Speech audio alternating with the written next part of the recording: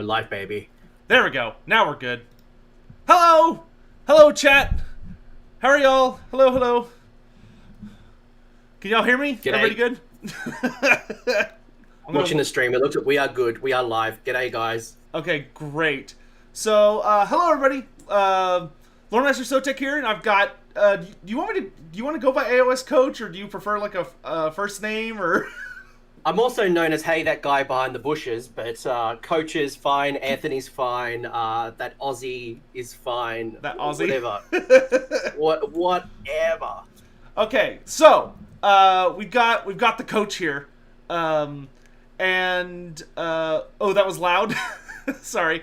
The audio should be okay, because y'all let me know if one of us or both of us are too loud.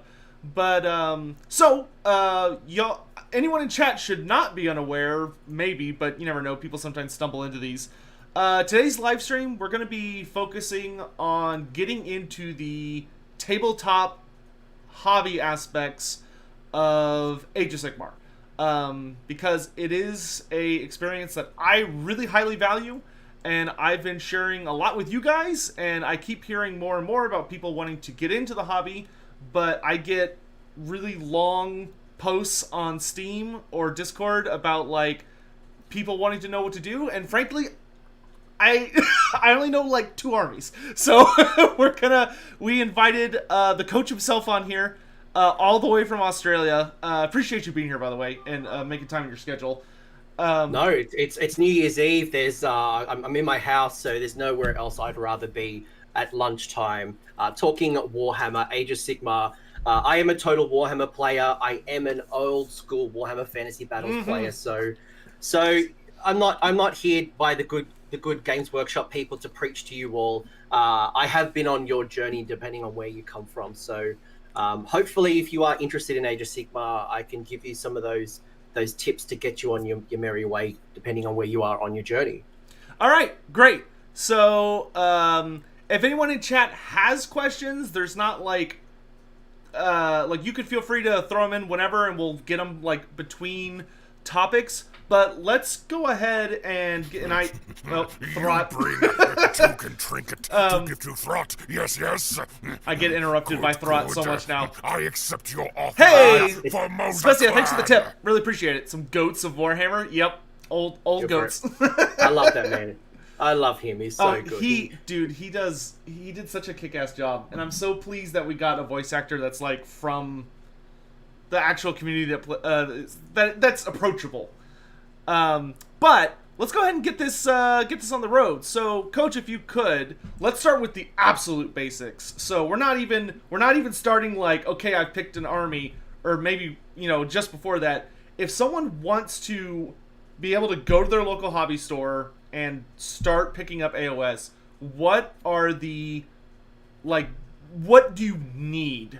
Bare essentials. Let's just start with absolute skeleton bare essentials. Cool. So maybe to start off, because Sotek, your audience, people who are watching this either are already playing Age of Sigmar, they may have played Warhammer Fantasy Battles, or they're mostly playing Total War, correct? Yes. Yeah. So it might be. Chat, feel free to chip in. Yeah, and please, guys, I'm watching the live chat. Sotek's watching the live chat, so we will try to answer as many questions as possible. So I might start off very, very high level and bring people on the journey. So the game that you're playing, Total War Warhammer, should you be playing that, or Warhammer Fantasy Battles, which was a game that has over 30 years history with Games Workshop. It was set in a pseudo Europe, alternate current world, and full of amazing armies. I mentioned earlier that I am a Total War Warhammer player. I play Empire. I'm OG, mustaches, cod pieces, pantaloons. That's my jam. Played it since 4th edition, which was the late 90s. This thing happened. The end times. Oh, boy. Basically, I'm not trying to start a war, but I'm just trying to say that the world the world ended, and it was an amazing story. Take it as you will, how the end times finished, but through the end times, the Age of Sigmar was created. So just if people are trying to wonder how Age of Sigmar is compared to Warhammer Fantasy, there is differences, but a lot of commonality. So it is a really cool game. The launch didn't kind of go as well as it probably could have upon hindsight, but hindsight's a wonderful thing. So just want to kind of put that on the shelf, take it as you will. But it's been 5 years. We've had this game now for over 5 years. July 2020, we celebrated our 5th year anniversary. The game has grown exponentially. Events are larger than they have ever been in Warhammer Fantasy Battles.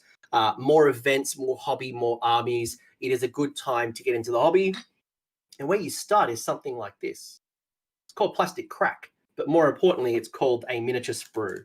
So we play a tabletop version of what you play in Total War, where we build models. We then go on to paint them, and then we go and play with them. And there are many, many armies that represent the many different factions, or the, I guess, what they call alliances. And I guess at a very, very basic level, we have 4 umbrellas. If you imagine umbrellas, you have the umbrella of order, chaos, destruction, and death. And it's under those umbrellas that each of the different army and factions kind of live. So if you play the old dwarves, you play the Empire, the Wood Elves, Bretonia, those types of armies would be known as order. They're not good, they're order. They fight for order. You then have destruction, your orcs, your goblins, your giants, your ogres. They are very much about destruction and, bringing craziness into the mortal realms. You've got Death, who is Nagash and his friends, but Nagash has brought a whole bunch of new friends. He has an elite army called the Ossiarch Bone Reapers. He has a legion of spooky ghosts, longer just spirit hosts. Best army. That's your Night Haunt. But then you've also got Chaos, and Chaos is... I really love Chaos because while I'm not a really big Chaos player, they've really expanded upon that range. No longer are they just the bad guys that are coming out of the Chaos Wastelands. No longer are they just annoying the Empire and destroying Kislev. No longer are they just putting pressure on me to bring the tribes of Empire to an alignment.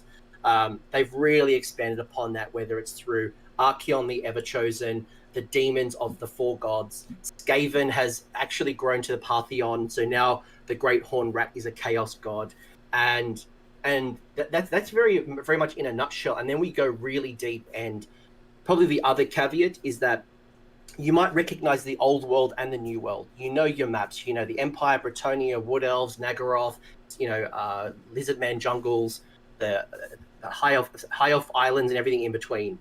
But the Mortal Realms, which is where Age of Sigmar is based, it's actually based in 8 different realms. If you know your Winds of Magic, imagine the Winds of Magic really expanded upon. And that's really it. Your Gur, Gairan, Akshi, as we say in the Age of Sigmar, Shimon, like Michael Jackson.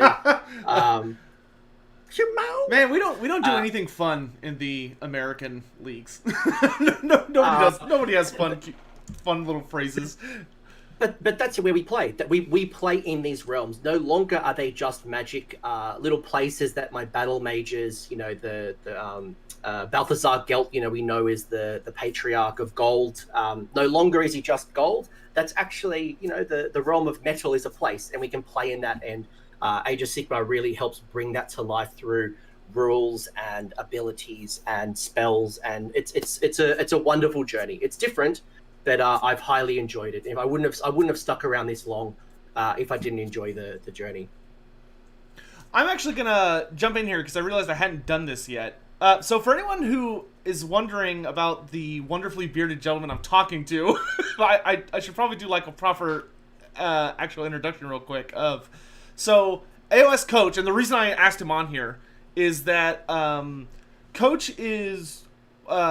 His YouTube channel revolves really heavily around discussions and like a podcast format. And feel free to correct me if any of this you want to alter the wording of a little bit. Just make it up and it becomes true, right?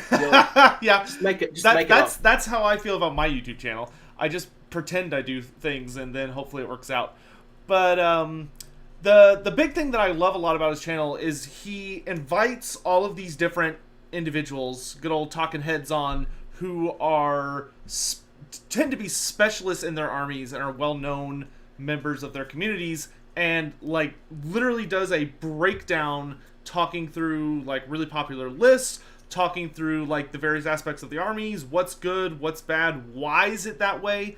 And one of the things that I came to kind of fall in love with as far as his style is that there's a lot of people that will pull on individuals to like talk about meta and stuff, like but it's rare and really nice when you have someone doing an interview where if someone who like knows a faction says something like, okay, well, Teclis is good, but like he's bad, but he's also good, instead of just kind of like marching on with that, it's like a hold up, let's really get into the analysis of why all of this stuff is the way it is. So one thing you should definitely do after this podcast, if you haven't subscribed to his channel, you absolutely should. And you can literally just go look up like whatever your army is, and you will find a really fascinating like good 1 to 2 hours of content. Your chat is off the charts, by the way. I'm seeing people call me Sigmar, people call me Thorgrim, people saying that you think that I'm here because of my accent. All I will say is I do have life-size Galmoraz, so yeah, like you gotta respect that. You gotta respect that. More Sigmar, but yeah, I've had my channel for over 3 years now, and I am a competitive player. I'm a narrative player. I run events, so I run some of Australia's largest events. Not the largest event, that's CanCon, but certainly I run 100-player events every year. I play. Did you just say 100 players? Yeah. God, that sounds like a logistical nightmare. Oh my gosh.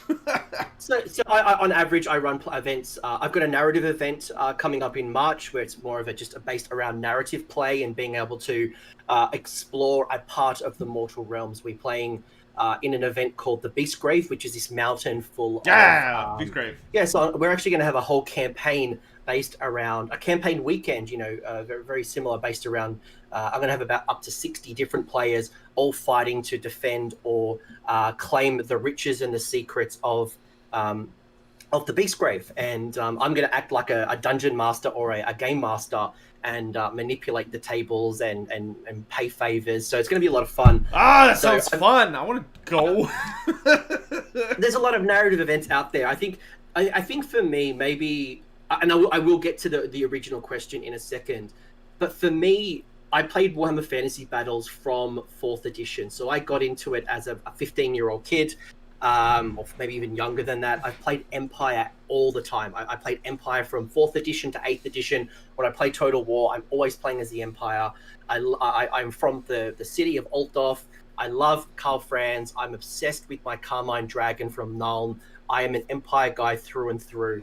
And what's really captivated me is that the Mortal Realms, Age of Sigmar, has unlocked something in our community that I've never seen before.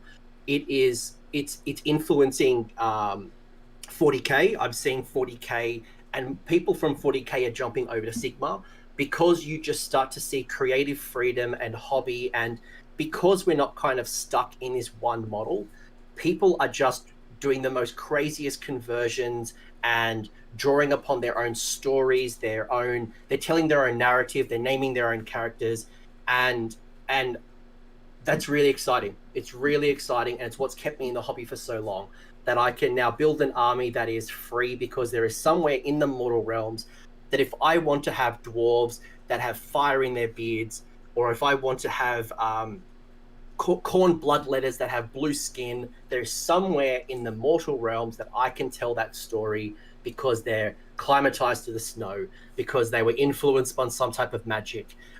They were able to claim a particular artifact, and that for me has really been unlocked. So for me, it's a wonderful community. But how do you get started? I did show you the miniature sprue before, and we can talk about ways to get into the hobby if you want to start buying. But it's very, very simple. The game is simple. The basic of rules are free. So there's an app on your mobile phone, whether you're Android or iPad or whatever device you use. And the rules, the basic rules are free. There are additional rules, and we can talk about that. But if you just want to get started, you want to kind of dip your toes in and see what this is all about, there's a very, very, very easy way to do it. All right. So one of the things that I think would be a good starting point. So I see a couple questions in chat that we can go ahead and start addressing, and probably the biggest ones is let's do just a really brief, because otherwise we'll get tied down here forever. Let's do just a brief run through of what playing an AoS game is, because I see some people being like, okay, how does this game, like, what am I doing? Whether you're coming in from a Total War or Magic the Gathering, or just any of the other various, or like you're like, oh, I like, lore stuff, but I don't know shit about like dice. Okay. So can you walk us through like what a turn in AoS is going to look like, and what kind of things you would be showing up to the table with and using? Yeah, great question. I was just looking at Dominion Sorcerer talking about Elizabeth von Draken, the amazing Nuln Empress on her Carmine Dragon. Quiet you! So I did harass him, spoiler alert, on Twitter. I harassed him nonstop when he was going through Monstrous Arcanum, asking when is my Carmine Dragon video. Never. So, that's your answer, never. Just spoiler, I want that video. Not in this house. So what does it look like? And whether it's a tournament, I go to tournaments. I've traveled all across the world. I've played at the world's largest events. I went to America and I played at Adepticon, which is in Chicago. I played in CanCon, which is the world and Australia's largest event, which is 240 players. As I mentioned, I run my own 100-player tournaments, and I actually run a 40-player tournament just the other week. So what does a game of Age of Sigmar look like? If you know Total War Warhammer, you will see a lot of commonality. It is played on a table approximately 6 feet by 4 feet, or 4 feet by 4 feet, depending on if it's a small or a large game. Now, if you don't know feet, or you don't know how big that is, that's usually just the size of your kitchen table. Your kitchen table is large enough to play a game of Age of Sigmar. You will come to the table with approximately 20 to 200 models, depending on what type of army you want to build. It is 100% optional to you how you build your force. If you want to build lots and lots of skeletons, I know someone in the chat was very, very passionate about skeletons, and you want to do your skeleton horde and you just want to flood the board with Nagash's legions and swamp them with this undying legion of bodies, absolutely you can do it. On the flip side, I'm currently running around with an army of 8 models, literally 8 giants. There's giants and big giants, mega giants, and I have 8 models. So if you want to run an army full of artillery, if you want to have an army of monsters, there are some rules when it comes to tournaments and the way you construct, no different to the way you're forced to construct certain lists in Total War or Warhammer Fantasy Battles. But that's it.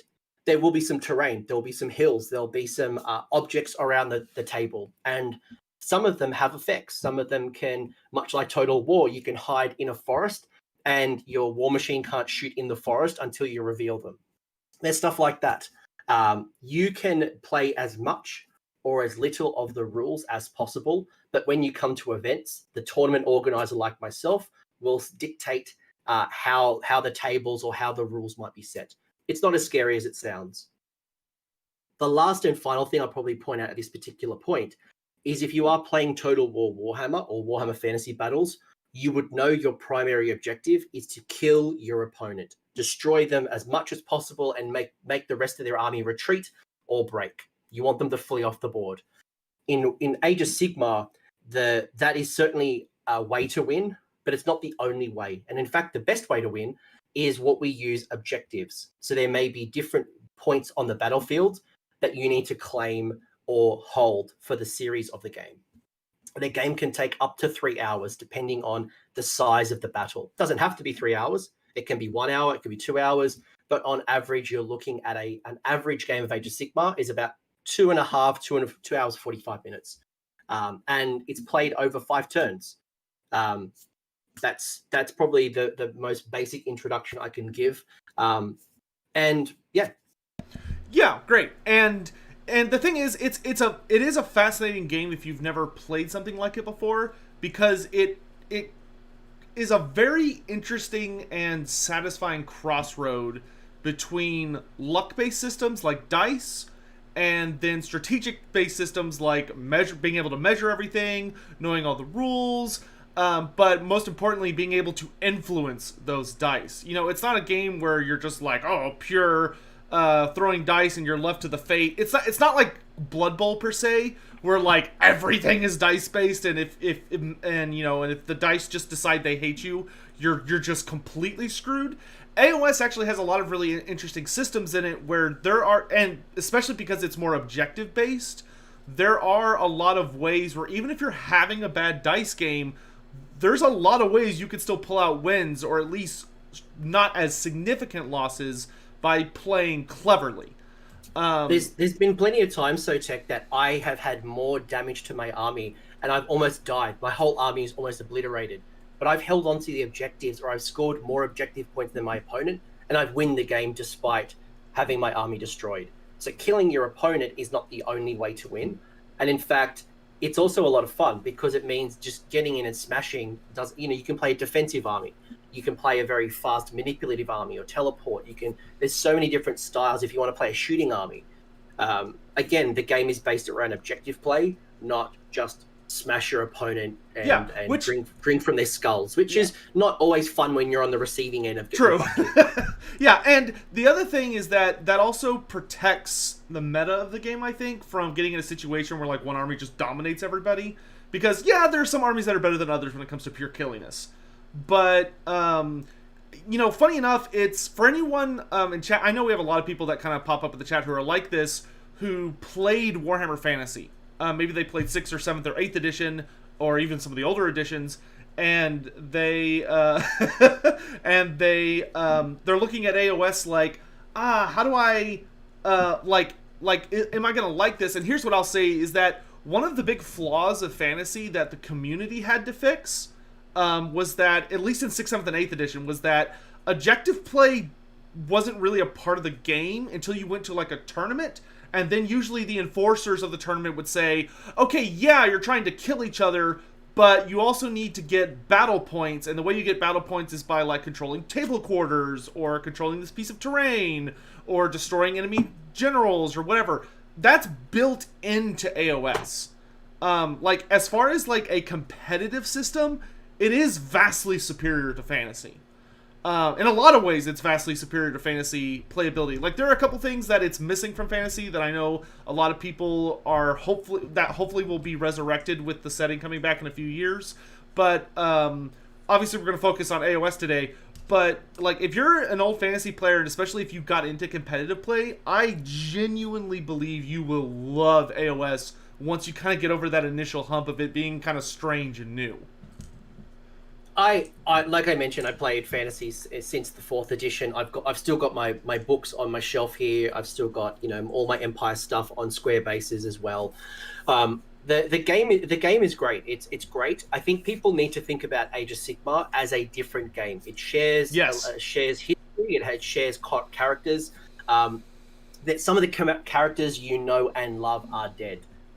Lord Mazamundai not around anymore. Karl Franz gone. Etc. gone. But then you've got new stories being told, and Manfred von Carstein is an Age of Sigmar in a very different way.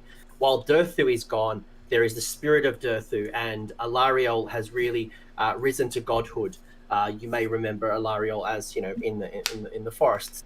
The game has transformed, and I can honestly say I have never had more fun in Warhammer than in Age of Sigmar. And again, I played fantasy for 20 odd years. In fact, I played fantasy battles this year. I actually started playing a whole bunch of 6th edition fantasy. So I built it. I've been running a 1,500 point night list. It was just all nights. All nights. I have haunting memories of 6. Some good, some bad. It was an interesting addition. Okay, question, so I just pull a question, just a quick one from Great Scholar. So I mentioned earlier that you've got these plastic kits. So where do you start, I guess, these little plastic kits? Well, they do come on a plastic, what's called a sprue, just grey plastic. You can use the simple super glue that you could buy at a hardware store, at a shopping mall, wherever you go shop. Or you can buy plastic glue as well. So that could be purchased at a hobby store. So both are fine. There's nothing special. I mean, there's pros and cons on either side. But then once you've built these little guys, so you'll see that this here witch elf, she's not painted just yet. But then I'll use a series of Games Workshop paints or acrylic paints from other manufacturers to paint my army. And if you're new to painting, Games Workshop have released these things called contrast paints. Oh, they're so nice. That have come out recently that have made painting even easier than ever before. So if you're not confident, if you're new to painting, and it can take a little bit of time to get practice, the contrast paint range is wonderful for getting started. So don't feel intimidated. My models never started the way I started. We all went through a journey. Yep.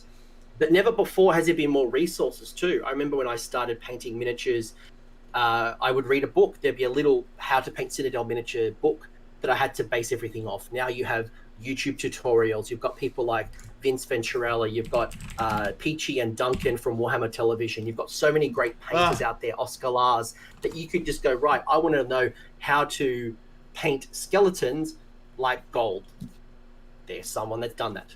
If you want to paint your wood elves, your elves to be dark skinned because you want them to be more drow or dark elf as opposed to, a flesh tone, people have painted that. Yep. So, and they would take you step by step with the paints that they use and the method, and you can watch them in real time. So the hobby is never as accessible before. And the last thing about accessibility is if you're a lucky country like me who lives in, has this magazine that's come out. I'm sure in America it's going to come out soon. It better. Called Mortal Realms, where for a couple of dollars each week, they will send you some miniatures, maybe a paint, and some magazine. So very, very cheap way of getting into the hobby. And if you're not in one of those lucky countries, there are box sets out there called Start Collecting, which will get you a really good force very quickly. Yeah, so from there, let's go ahead and start leaping into and I will add on to that real quick that this hobby is so supported now. Like it's just really popular right now. I mean, Twitch is literally getting a blossoming 40K and AoS live stream community, which is wild. But I will say, like, learning to paint, like, when I came back into AoS, because I think I took a break from the end of Fantasy to starting AoS, I don't think I played... I played a little bit of First Edition, and then I left because I wasn't a fan of First Edition, but Second Edition I'm loving, and I kind of came back at the start of Second Edition. And when I started off painting, it was rough, but like there's so many videos online you can find now of people just teaching painting techniques or teaching how to like do a certain cool skill, especially from people like the Godmaster Duncan, and you can kind of impress yourself surprisingly fast. Plus, you don't have to, if you're really wanting to get into the hobby, you do not need to like adhere to Games Workshop. Like, there are so many people out there who really don't like using Games Workshop, like paints or glue or any of that, and they have videos on, like, why they like other companies or other things. You know, we have a painter in our community, Palooka, who's working on my Tinwan project, and, like, he doesn't use GW paints. He uses some other stuff, and he uses the spray painting. Like, I paint with a brush, but a lot of people use airbrush. Which is also like a super like great skill, and can look absolutely gorgeous. But enough on that part of the hobby. Let's get into. I know we have a lot of questions from people about like the specifics of competitive play. Like that's something that definitely runs through the lifeblood of this community. All right. Yep. Sweet. Because this is obviously a very broad topic. Like we could talk about. We could spend a million years talking about the different armies. You know, I saw Baron mention earlier asking us about the different story arcs, and there are some really cool story arcs and really cool interactions in the Mortal Realms. And Baron, I'll just answer you really quickly. What's happening right now in Age of Sigmar, it is a perfect time to get into the story because stuff is happening. Some crazy stuff is happening. Slaanesh has just broken free from his chamber. He was locked up previously by Teclis, Tyrion, Marathi, and Malekith. Slaanesh had a baby! So he's finally broken free, and the reason he broke free was because as they were basically Slaanesh ate all the souls of the elves, got really fat, ended up being tied up, and the elves were end up chaining him between the realms of light and realms of shadow. And then the elves decided to try to extract the souls and try to reforge them into their own image, which is why we have the Daughters of Cain, the Eye and the Deepkin.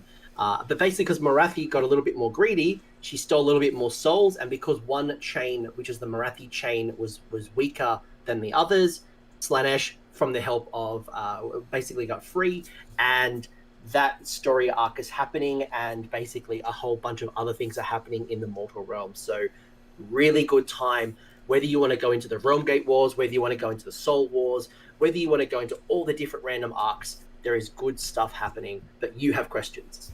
Yeah, so we're not going to focus too much on the narrative aspects of like the setting. We'll do that another time, just because we could literally be here for 1,000 years.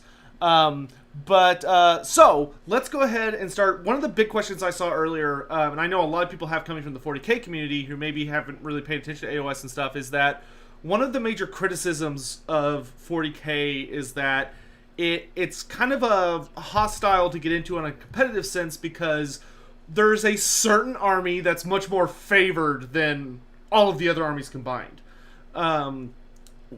Is that what AoS looks like, or does AoS have like what is the situation between all the various factions of AoS?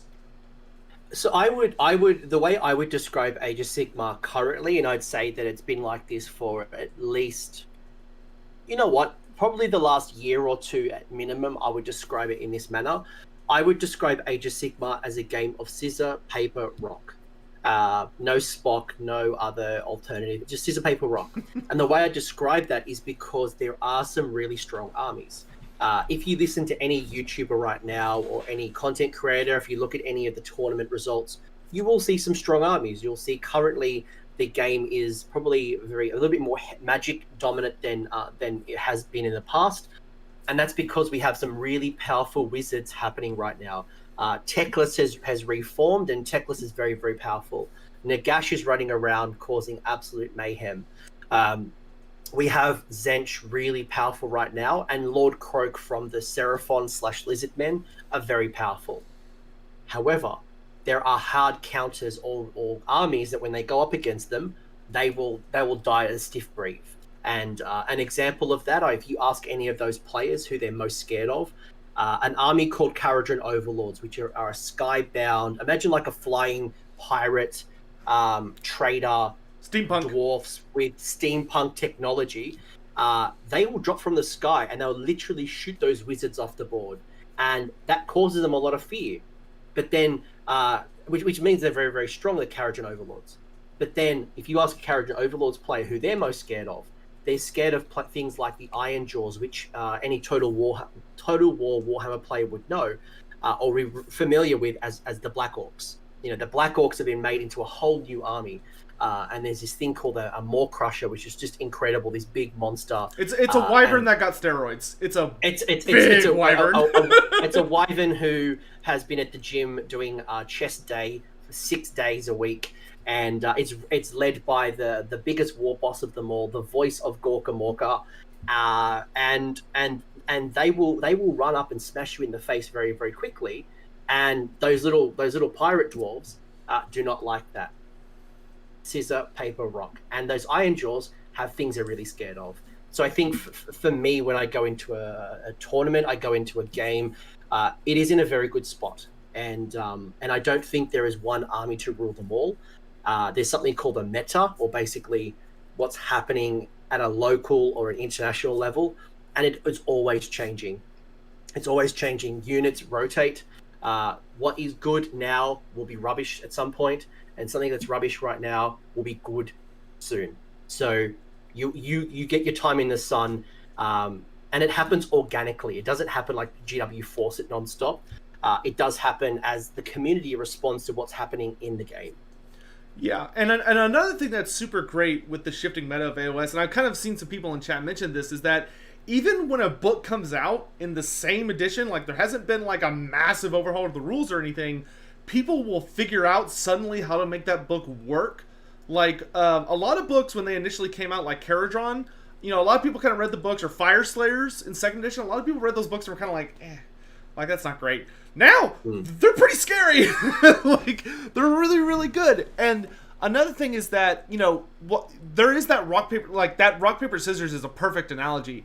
But there are a lot of armies that have like a really weird interaction with that system. Like I play Night Haunts, and Night Haunts Like, the last tournament I was able to go to because of COVID was in April.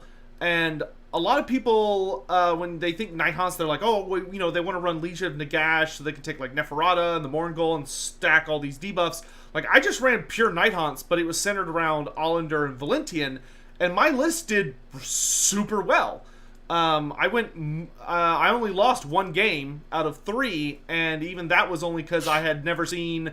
I didn't realize that Ironjaws can charge, like, 40 inches at turn 1. They're very fast. But, see, as a Nighthaunt player, I think the terminology... So we call it rend, or in Warhammer Fantasy terms, it's the strength of an army. If you've got a really high strength, and I'll use, like, great swords as an example.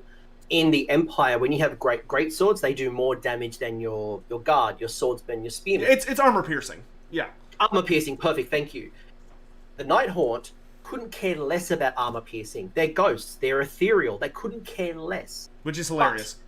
When you come up against magic and you can do what's called a mortal wound, that's what scares them the most. And being able to do that at large. So again, it's scissor, paper, rocks. There are some games that against Nighthaunt, it's very, very good. You're going to have a good time. And other games, you have to really... Basically, you're asking a lot of questions. How does my army win this game? How does my army respond to the most popular armies? And I think that's probably what's kept this game fresh, is that in Warhammer Fantasy battles, what's it called, a battle book, an army book would be they would be rotated every 5 years, every 7 years. Pretty quick. And I will say AoS is... Oh, and that's another thing worth mentioning, is that AoS does not get stagnant, and a big reason for that is something we could briefly talk about, because we're talking about competitive play, is the General's Handbook.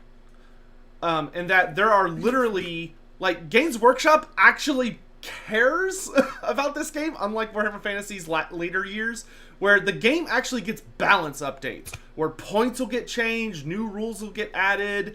like, one of the most popular things in the April tournament, so this was before this year's General's Handbook came out, was that a lot of people ran really particular items. Like, one of the most annoying things you saw everywhere is that everybody took the big, especially Destruction players, they would take their biggest, baddest monster, slap the Ethereal Amulet on it, and call it a day. Can't do that anymore. That's not a thing. Like, it became so oppressive that Games Workshop was kind of like, let's get rid of that and try something else. Every 6 months, the game is rebalanced. So we are impending right now. Any minute now, there'll be another update. So every year, this book, the General's Handbook, comes out. It's competitive match play Bible. It has things like I mentioned earlier, our scenarios. They're also called battle plans. But you can see here, this is how they determine the battlefield. So there are 18 different scenarios or battle plans that you can play in Age of Sigmar. Tournaments will choose 5, either in advance or on the day. And each of them have win conditions. Each of them have different ways to interact, distances between you and your opponent. There are different victory conditions that there might be 2 objectives, 4 objectives, 6 objectives. I can burn an objective. An objective falls from the sky later on, maybe an hour or 2 hours in the game. There's all very different rules in this book. So it's your Bible, comes out every 6 months around June, July, and then around Christmas time. So right now, there's usually an update, and they will either introduce new scenarios, they will adjust the points either to go up, go down, or they will also change rules. If something is too powerful or not powerful enough, they will write erratas to modify something that's come out. So again, because of that process, because things are constantly changing, the army that I ran today would be different to the army I run 6 months ago, to the army that I run 12 months ago. Yeah, that's optional. Doesn't mean I have to go buy millions of miniatures. It doesn't mean that I'm on this constant hamster wheel, but it does mean that new questions are being asked competitively, and I have the opportunity to either buy new models or look at my army differently to go, well, should I have more handgunners as opposed to crossbowmen? Should I have 2 griffins instead of 1 griffin? Should I run a whole different army if I'm unfortunate to have more than one army? Yeah. All right. So let's move past the talking about the overall. We can come back to all this stuff later if we have time. But let's now focus on actually getting into the game. So I think one of the questions I see the most that I think is great from Angry Skeleton Pope here, and I think it's one of the earliest ones to hit, is if somebody's totally new to the hobby and they're looking at this like, oh man, this looks like a lot. do you have any advice on if you're like, I don't have a lot of money to spend on this, but I really want to get into it? What do you think the best armies to look at, or potentially what is the best way to take those first steps into the hobby to start building yourself an army? Where do we start? So I think if I was brand new to Age of Sigmar, I was the very first army I was going to start. The first army I would probably pick up is something called the Stormcast Eternals. Imagine Paladins, imagine Bretonia, but better than Bretonia. I'm gonna cause a lot of hate here. Apologies, but you're all fancy pants. They're Space Marines. The Empire and Bretonia at me. I'm gonna cause a riot. But Stormcast Eternals, I say this, yes, there is some commonality in the Space Marines, but they're not fantasy Space Marines, and no, they're actually a lot more interesting than Space Marines. They're actually really cool. They're basically heroes that have died and have been reforged by Sigmar. So they are the old world's and the new world's greatest heroes, and they're a lot of fun, but more importantly, they're a very forgiving army. They're cheap to buy. They've been in every starter box known to man. You have those magazines, literally that Mortal Realms magazine, where I could pick up a unit for $6 Australian, which is crazy. They're in buy and sell websites. If you go on Facebook and you're like, hey, I want to buy some Stormcast, you can buy cheap ones to your heart's content, or you can pick them up somewhere else. But basically, Stormcast are very cheap, and they are very easy to paint. So they've got a lot of detail. They're large models. So you can make mistakes. They're very forgiving. They're a lot easier to paint than, let's say, this little goblin. It's tiny. It takes time and practice. So you can start with that. But I would probably suggest something like Stormcast. Get your mistakes out of the way. Go through the learning process and then pick yourself up something you're really passionate about. Yeah. So that's where I would start from a hobby perspective. And you can pick up a couple of paints. You don't have to buy every paint known to man. Just a couple of basic base colored paints. Yeah, and if you see an army you like, something they didn't have when AoS started that I have completely fallen in love with are the side games, Underworlds, and which I love Underworlds, and I'm so excited for the Seraphon Warband in February, and Warcry. They're smaller games and a really good place to kind of start getting into using like dice and painting and collecting models. But one of the things they did that was genius is that even though these models are like maybe for a different game, they're just AoS models. Like if you pick up an Underworld's Warband, they have unique rules that generally are pretty good in AoS. Or if you pick up a Warcry Warband, which they have boxes that are fairly cheap and will give you like a good little start, well, hey, you just started your AoS army. And like Warcry, literally every AoS army and then some is in Warcry. So there are a couple of, I guess, sister games or brother games to Age of Sigmar. You've got Warcry, which is based on a very, very, very small table. It's a very skirmish, very... If you played Mordheim back in the day, it's kind of like Age of Sigmar Mordheim, but it's not Mordheim. So it's a lot more vertical. Mordheim. It's that kind of game.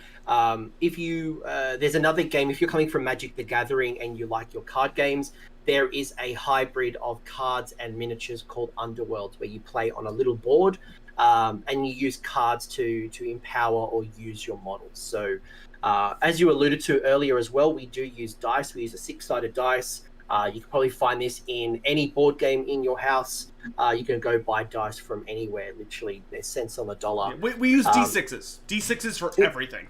We use D6s, and the other thing we use probably very commonly is this tape measure. You can go buy a tape measure from a hardware store. It's probably in your garage somewhere, and everything. If you're wondering how things move, it's based on inches. So on my rules, the rules will tell us how far you move. It'll tell me on the dice roll, if I want to fight you, Sotek, it would tell me that I need to roll a 3+, a 4+, a 2+. It would tell me the numbers that I'm trying to achieve in order to do damage. So each army does have a battle tome, and all of my rules, all of my special stuff are sitting in my battle tome. So if you're wondering how the models interact, It's all in here, the special rules, everything. But at bare minimum, you're grabbing some models, you're painting them up, you're using things like your dice and your tape measure to interact on the gaming table.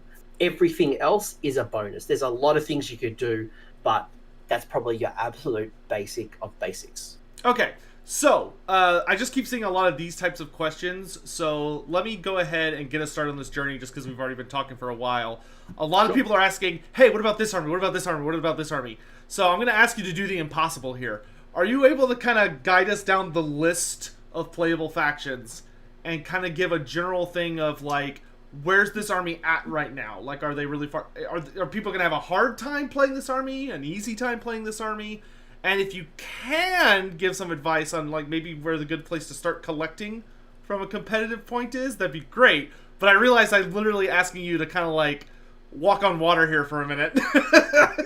Ooh, alrighty. So, where do I start? How about I start here? Because I know your audience has a very high level Total War background. So let me tell you which armies are in Age of Sigmar who made the cut and who didn't make the cut.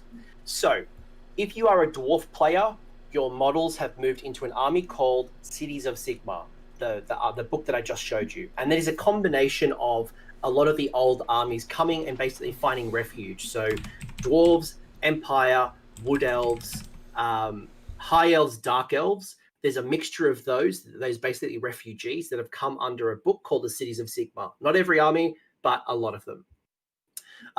You have your greenskins. They have basically become the Auric War Clans and have been expanded. So you have an army full of Black Orcs, and it's more than just one model. We're talking about a whole range now of Black Orc style models. Black Orcs riding big pigs. Black Orc, wizards and war chanters. But then you've also got the Savage Oryx. I can't remember what they're called in fantasy battles. The more tribal orcs. Oh, Savage Orcs. Savage Orcs. So Savage Orcs have a whole army. So if you like Savage Orcs, there's a whole army of Bone Savage Splitters are really cool. They're about to get Warcry underband too. Warcry Warband. There we go. Yeah. Or sorry, not Warcry. Underworlds. They're getting an Underworlds Warband. If you're a Vampire Counts player, good news, you have Legions of Nagash. If you are a Beastman player, good news, you have Beasts of Chaos. If you are a Warriors of Chaos, good news, you have Slaves to Darkness, which is a combination of the Ever-Chosen, so the Varangard, the Champions of Archaon, as well as your Slaves to Darkness, your Chaos Warriors and your Chaos Knights. Yeah, and we do have a video here on the channel for anyone that wants to check it out. I was gonna give you a shout out. So what happened to Warhammer Fantasy Races? Yeah, it is slightly outdated. It is. I do need to update it. The High Elves have got a new army, the Lumineth Realm Lords. Morathi has risen to power through the the Daughters of Cain. What's their new allegiance? Harkuron? Is that the new super? Harkuron is a city of Sigmar that was taken over by Morathi. Yeah, so, that army is literally just old school Dark Elves. And it's awesome. Yeah. It's very, very, very cool. Long story short, what I wanted to share at this point is most of the armies that you were used to in Total War have made the cut and have moved into Age of Sigmar. Everybody but Betonia. Well, everyone but Betonia and Tomb Kings. So Tomb Kings has kind of been reimagined into what's called the Ossiarch Bone Reapers. A lot of Tomb Kings, but there's no Cetra. So don't coming in looking for Cetra. Don't coming in looking for your snakes. That Egyptian aesthetic has kind of been dulled down, but it's still a very cool army nonetheless. So most of what you know is around. Where do I start? So Games Workshop have 28. No, I don't need luck. I got skill because I've done a video on this. There are 28 different boxes called Start Collecting. Start Collecting is a combination of models. You'll get a leader, you will get maybe a monster, you'll get some troops, some battle lines, some core troops. You might get a special unit. There are 28 different varieties of them, and they're packaged up at a cheaper price than buying them individually. So, if you want to start your collection, that is a great place to start. Alternatively, they do these box sets every couple of months. If you looked at the Games Workshop currently, there is a box called Shadow and Pain, which is 2 armies. You'll get 2 different armies. So if you've got a friend who also wants to get into Age of Sigmar, you could split the box and get even more savings. The current one is a combination of the Daughters of Cain, which is the witch elf version of Age of Sigmar, and then Slanesh's Hedonites of Slanesh. So the mortal Slanesh, not the demons. So, but they rotate that a lot. So you've had a whole bunch of them. So if you're looking at a cheap way, they are ones you can do a brand new, or go pick it up secondhand. But I prefer not to, just because sometimes people have built them and painted them, and you don't want to do that. Yeah, it is worth noting that if you're like, oh man, you can totally get away with searching on like eBay and stuff to try. A lot of people will buy those box sets and they only want like one half of it, and they're not interested in keeping the other half. So you can sometimes get that's the way I actually buffed up a lot of my Nighthaunt models, is that the Nighthaunts had a starter set. So I bought the starter set. I split it with Founix, for those of you who know him in the community. Foul took the Stormcast Eternals out of the 2nd edition starter box. I took the Nighthaunts. And then on eBay, I was literally able just to buy a bunch of Nighthaunts that people just didn't want. That's kind of like for any hobby, how Magic the Gathering, you go to your local store and you look for cards or look online. Same thing for this game. You can buy from people online, and you can even go into local hobby stores, and a lot of your local hobby stores, like not a Games Workshop per se, but like an actual hobby store, will have significant discounts on Games Workshop product, which is still the weirdest business move.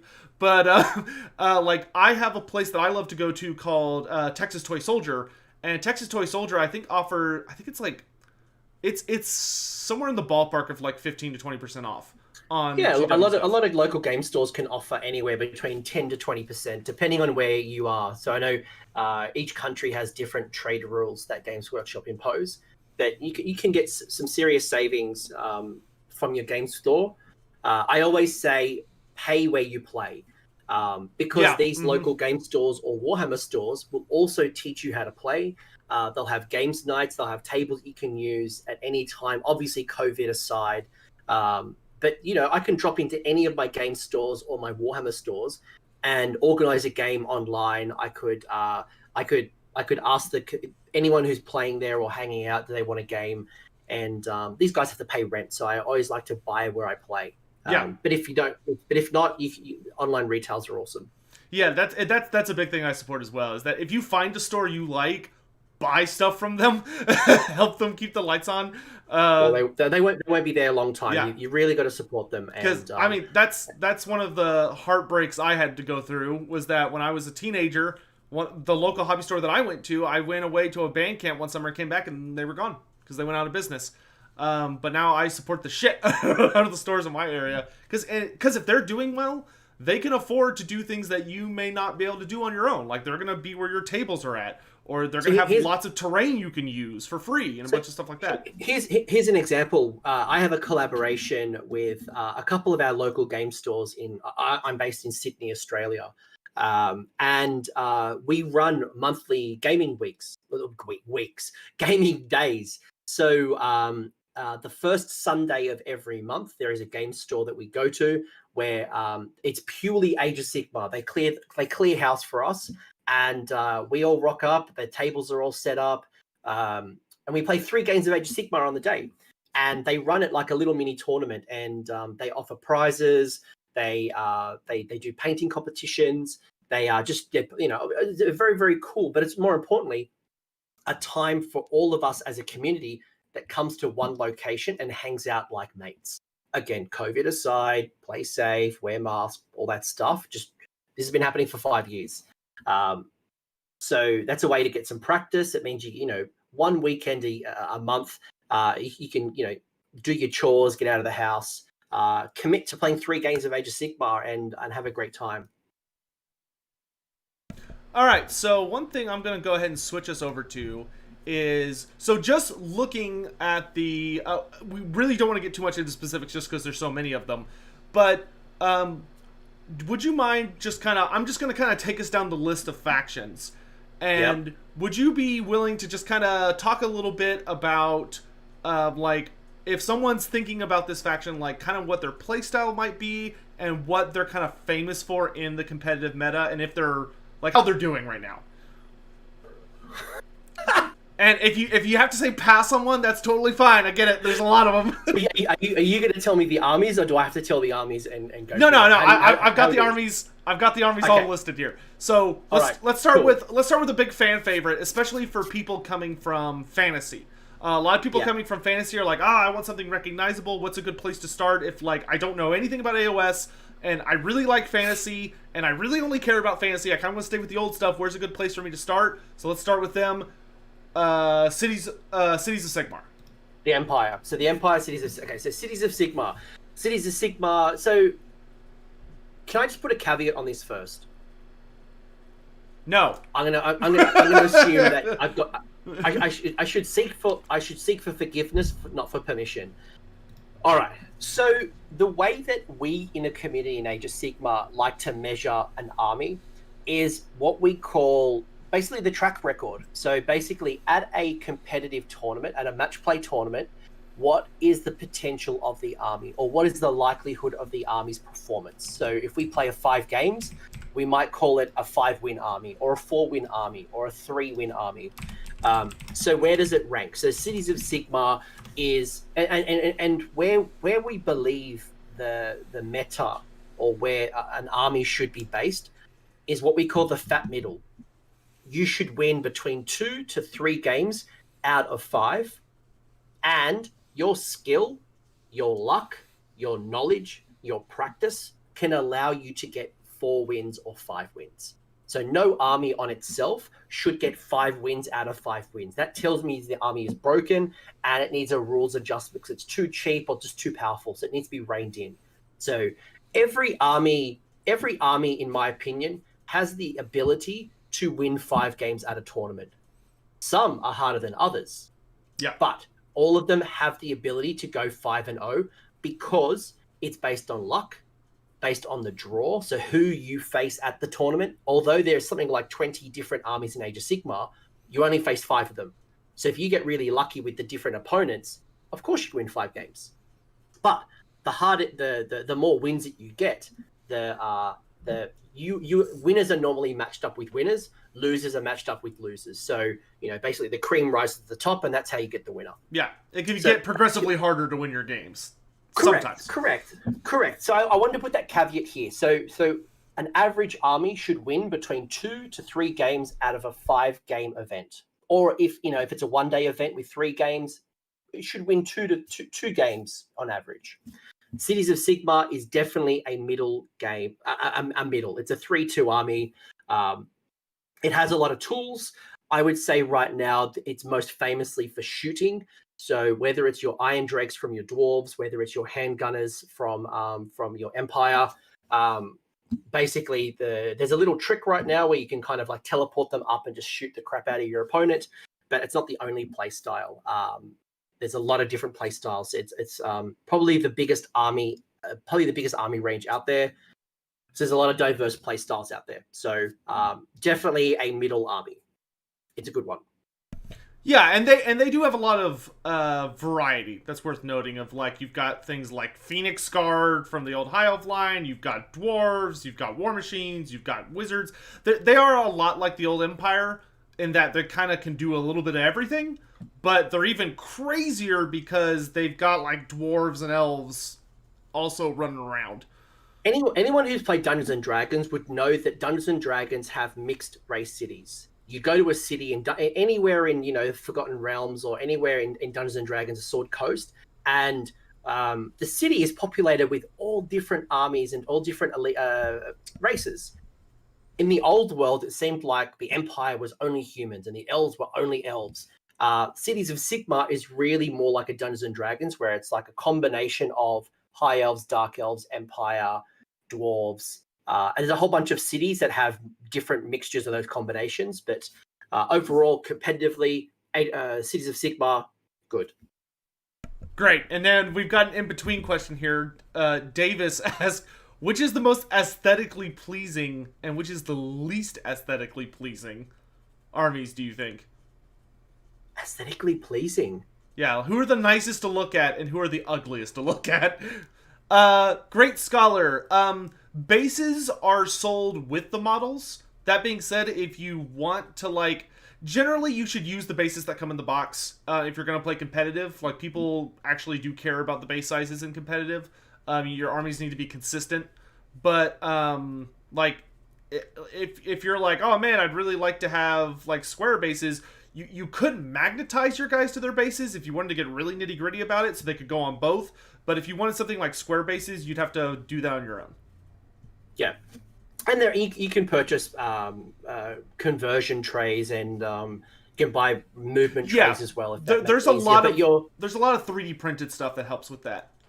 Your models will come with a plain plastic base that you can see here. I have a little bit of cork that you can purchase from a store. For example, you can buy cork very, very cheaply at like a Michael's or whatever. But the bases are blank and you can do whatever you want. So, for example, my giants, have more of like a rocky texture, and I've kind of used paints and little grass tufts to simulate a world.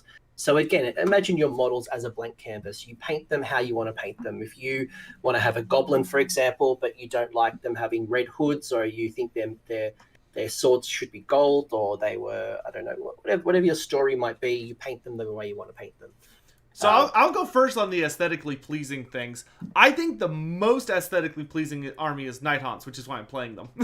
They're gorgeous, even though they make me stressed out when they travel because they're really wispy thin. And they like to break. But I would say, in my opinion, the least aesthetically pleasing army, not in the sense of like, oh, they're gross, but like in that I generally don't like how they look right now.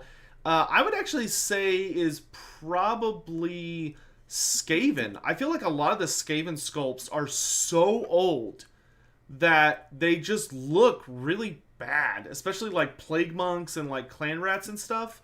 I feel like a lot of those models are. They just don't look good. There are some. So for anyone who's joining us from Total War and haven't dipped their toes into Warhammer Fantasy Battles, some of the sculpts in our community are from the 90s.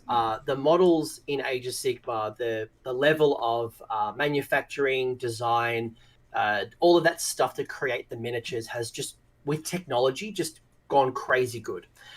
So there are some sculpts out there that are very, very old, and they are a sign of their times, whether it is the zombies from Legions of Nagash, whether it is the monkey-gripped kind of Skaven, as you mentioned earlier, or even the Marauders, the Chaos Marauders from the Norska tribes formerly. They are old 90s sculpts. So in a time, they will get updated, but anything that's new, anything that has come out in the last 24 months is just, even 36 months is just blowing my mind, just to see the level of detail, models that are literally in the sky being held up by even if I bring up this basic witch elf, like, look at her. You couldn't do that with an old metal model. So being able to do really dynamic poses, there's a lot of cool armies, whether it's the Lumineth Realm Lords. I think they look great. I am biased to my Mega Gargants. Like, look at this guy. He's just amazing. They are very good models. He's got a net full of stuff. Like, he's just so cool. There's a lot of cool stuff out there. It's hard for me to choose one. I think the Sylvaneth are a beautiful army. The old Dryads and Spirit of Durthu and trees, and you can do some wonderful things. Get some little grass tufts or some little blooms, and have pink bushes or red bushes, and you could have winter or summer, or you could do different seasons of nature. It's just all right. Hard for me to pick. Fair enough. Moving on to our next army to talk about, and we can actually kind of branch because I see a couple people in chat keep asking about Harkuron. So let's talk about Harkuron for just a minute, and then kind of use that to bounce into Daughters of Cain. Yes. Okay, so whenever you're ready. All right, so I'll break this down. City of Sigmar. Basically, what happened is, in the story, basically in the old world. So basically, when the old world destroyed, we went through some different things. The Age of Myth, we went through the Age of Chaos. Chaos really dominated the mortal realms. And through the fight back using the Stormcast Eternals, they were able to start repopulating and settling in the mortal realms, in the realm of life and the realm of fire, the two realms that we most populated earlier on. It's through that population that we created the cities of Sigmar. And this is the book we're talking about. There are a couple of big cities Most famous cities: Hammerhall, Tempest Eye, Greywater Fastness, Hallowheart, Phoenician, Anvilgard. Maybe missing one here. Anyway, Morathi, in her rise to power, Morathi was never a god. She wanted to be a god. She was jealous that her son Malekith became a god, the god of shadow, the god of Ulgu. And basically, that's where this book, this Broken Realms Morathi's now story to godhood. And basically, she took over Anvilgard. She was an ally to Sigmar. And she basically betrayed him and took over a city. What a surprise! She annexed it, and Anvilgard became Harkuron. And it's basically what you know and love from the Dark Elves. It's a combination of your little crossbowmen, your dreadlord on Black Dragon. It's your murder strippers, your witch elves, and everything in between. Your slaughter queens and your cauldron. So, if you're an old school Dark Elf player, great place to be. Yeah, it's literally designed for you. If you're like, but you don't have to. You don't have to. It's like the world is your oyster. Mm-hmm. So, branching into the Daughters of Cain, the all witch elf faction and then some. What can you tell us about like their playstyle and how they're doing in competitive these days? They've always been really good. Their book has been one of the oldest books in Age of Sigmar. We've had a couple of updates to other ranges, but they've got one of the oldest books. And most recently, in that Daughters of Cain, in that Broken Realms Morathi, they've really unlocked an alternative play style. So they've always had like these Medusae snake ladies, and they've never been that good. They've been okay, but the witch elves were always the way to go. Now the snake ladies are very, very good. So if you want to build an army full of like snake Medusae, led by snake ladies, or even Morathi herself, go do it. If you want to go with your witch elves and just a horde of these bloodthirsty witch elves who are coming for blood, super fast when it comes smashing your face, death by 1,000 cuts, that's also still good. So either way, Daughters of Cain, great time. And they've had a whole bunch of special releases, so they are very cheap and affordable right now. As I mentioned, Shadow and Pain is a starter box that's out there and easy to get into right now. Yeah, and Shadow and Pain, I think, is mostly snake ladies. It's very heavy on the snakes, I think. It does reward you on the snake build, but there were some updates to the rules for Morathi, for example. So it's kind of that rule buff has actually improved the old battle tone. Mm. Oh, and I guess for the sake of ease, if you can, I don't know if y'all are at this point with your meta. If you think you have like where you'd put them on a tier list as far as like S, A, B, C, D for these factions, feel free to toss those in. If not, that's fine. I know like some communities do that, some don't. I think that the thing to consider is that meta is objective. So you have the local meta where you live. If I live in Sydney, Australia, or Dallas, Texas, or Whoop Whoop Land, the game store that I play in Whoop Whoop Land has a meta. If I then take my army and go compete maybe at a state level, I go play at Texas rather than just in Dallas. Dallas will have a meta, and Texas will have a meta. But then if I go play at, I don't know, Adepticon or LVO or Nova, which is the 3 largest American events, and it's a combination of the East Coast, the West Coast, the Midwest, all of a sudden that meta changes as well because it's a combination of metas. So Daughters of Cain generally are strong. You're going to have a good time. They are very competitive. Probably not busted competitive. If I think of who is busted right now, or maybe is probably the big bads or the strongest of the strong, I would say things like Kharadron Overlords, Fire Slayers, where am I going with this? Flesh-eater Courts. Sorry, Flesh-eater Courts. Seraphon, so your Lizard Men. Sorry, Flesh-eater Courts. You're okay, but not that good. So basically your magical supremacy that I talked about. So Ossiarch Bone Reapers was your Zench, your Seraphon, your Lumineth. Fire Slayers are your old Dwarven Slayers, but on steroids. They are very, very strong. Kharadron Overlords, the steampunky dwarves are quite strong. They're probably the strongest of the strong. The weakest of the weak, probably right now, would be things like Legions of Nagash, Sylvaneth, and I mean Chaos Dwarves, but we kind of don't treat them as a real army. I'm sorry, Chaos Dwarf players. Yeah, well, they're in that weird Forge World hell still. But and then everything else in between is kind of like that middle that I talked about earlier, whether it's Khorne, Slanesh, although Slanesh is getting a new book next month, so that might change. Nurgle is... And like we said earlier, any of this could kind of change in a drop of a hat right now. Like, there could be an update to the rules and points and stuff, literally, like, this week or next week. And, like, it could flip a lot of this on its head. So I'm going to trigger your chat one more time by saying Zench. I don't think that's a bad pronunciation of it. I've heard worse. Zench? I mean, I say Zinch, but I could see that sounds bad in an Australian accent to say it with like the long E. Zinch.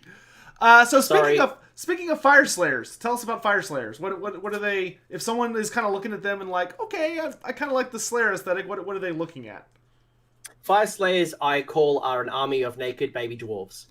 They are the toughest of the tough. They are, if you know your Slayers from Warhammer Fantasy, imagine them empowered by what they believe is the shards of their god.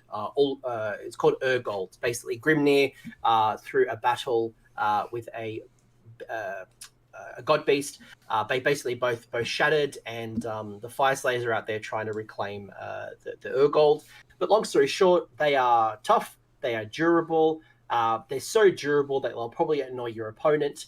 They are very, very competitive, but there's not a lot of variety. So for me personally, there's not a lot of things you can do from a paint point of view, so it doesn't quite interest me, but they are very good on the table, and you probably will run a whole bunch of these Slayer-type models. Yeah, they're basically like the old school Slayers, but if they had Gromrol, but it somehow it was invisible Gromrol. They're super tanky. From what I actually haven't had a chance to play them in second ed. They are incredibly tanky. They are like a little like Viking raiders. You know, they're little dwarves. They run up the board. They're going to throw shields, throw axes, get into combat. They can be quite quick in the way they do things, but they are very survivable. So you won't lose a lot of models. As I mentioned, that may frustrate your opponents, but it does mean they're just very, very super resilient. So cool monsters, though. I love the salamanders. Yeah, those big they're called magma drops. These big salamanders. Drops. So some of the heroes ride these big, like massive salamanders. They're really cool. Not very good right now in the current state of the game. Most people are running armies that are just lots of the small guys, like they're called Hearthguard Berserkers, things like that. All right, so moving on to an army that kind of just got updated in Broken Realms as well. What can you tell us about the Idoneth Deepkin, the Sea Elves? Eels. So the Idoneth Deepkin are days. They're not as eely as they were a few months ago. So Idoneth Deepkin are the basically got mad daddy issues with Teclis. They were Teclis's first reincarnation of the elves. They went bad. They can't see. They're blind. They have limited lifespan. So they basically live under the world, under the sea, and they raid the shores for souls that keep them alive. They feed on souls. Their army is very, very, very cool. You've got big turtles, you've got sharks, you've got eels, you've got these amazing heroes that have like big wave cloaks. They're called eidolons. From a hobby perspective, they're just beautiful. They are a beautiful army. They are on the probably a little bit more expensive range, but they're a well worth investment. So if you're like me and you watched Aquaman, and you just came out obsessed with fish and thought about a fish tank, this is a really cool army. And currently eels are they're just the strongest of the book, but not the only part of the book. And their thing is, like, when it comes to a play style, are they more of like a hit and run faction, or like very maneuverable, or very elite, very fast, and they'll come from the edge of the board. So they're kind of what we call an alpha strike, or basically they'll come in and they won't advance up the board, like, you know, they don't walk up the board into the middle and kind of fight. There are ways to come in from sides of the board. You can kind of teleport. There's a whole bunch of different ways in this game.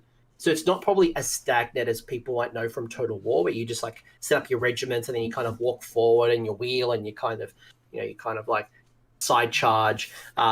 It's a lot more three-dimensional with the way you play Age of Sigmar, but they are generally a very fast army. All right, so very very speed kind of, and they all like fly, right? Like they're super maneuverable. They all fly. Yep. So that would mean basically you don't get hindered by some of the terrain on the table. So yeah. All right, without getting into too much of the rules like fly. Yeah. Moving on to speaking of flying around the table, we got the Caradron Overlords next, who we spoke a little bit about earlier. So we can kind of light skip here, but a very spooky army right now for a lot of people. They are a very, very shooty army. They are all shooting, no combat.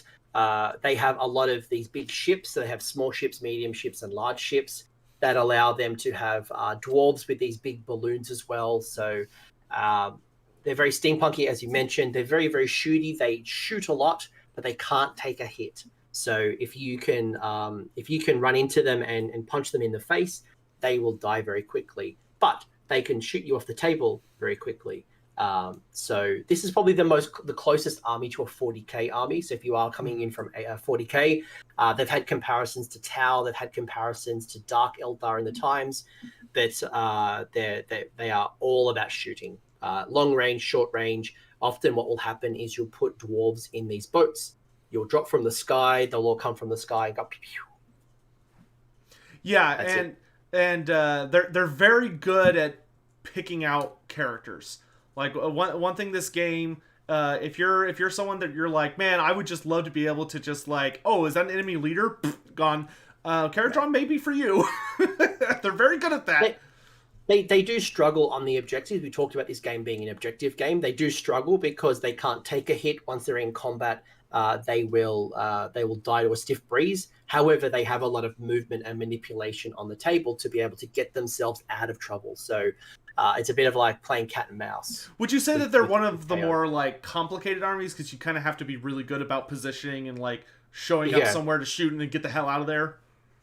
Yeah. They're probably not as easy to use as a first timer. So I probably, while they are very cool, you have a steep learning curve with Caradron Overlords. Fair enough. And then next up is an army I have not seen on a table yet because they came out after COVID. Lumineth Realm Lords. What is the deal with Lumineth?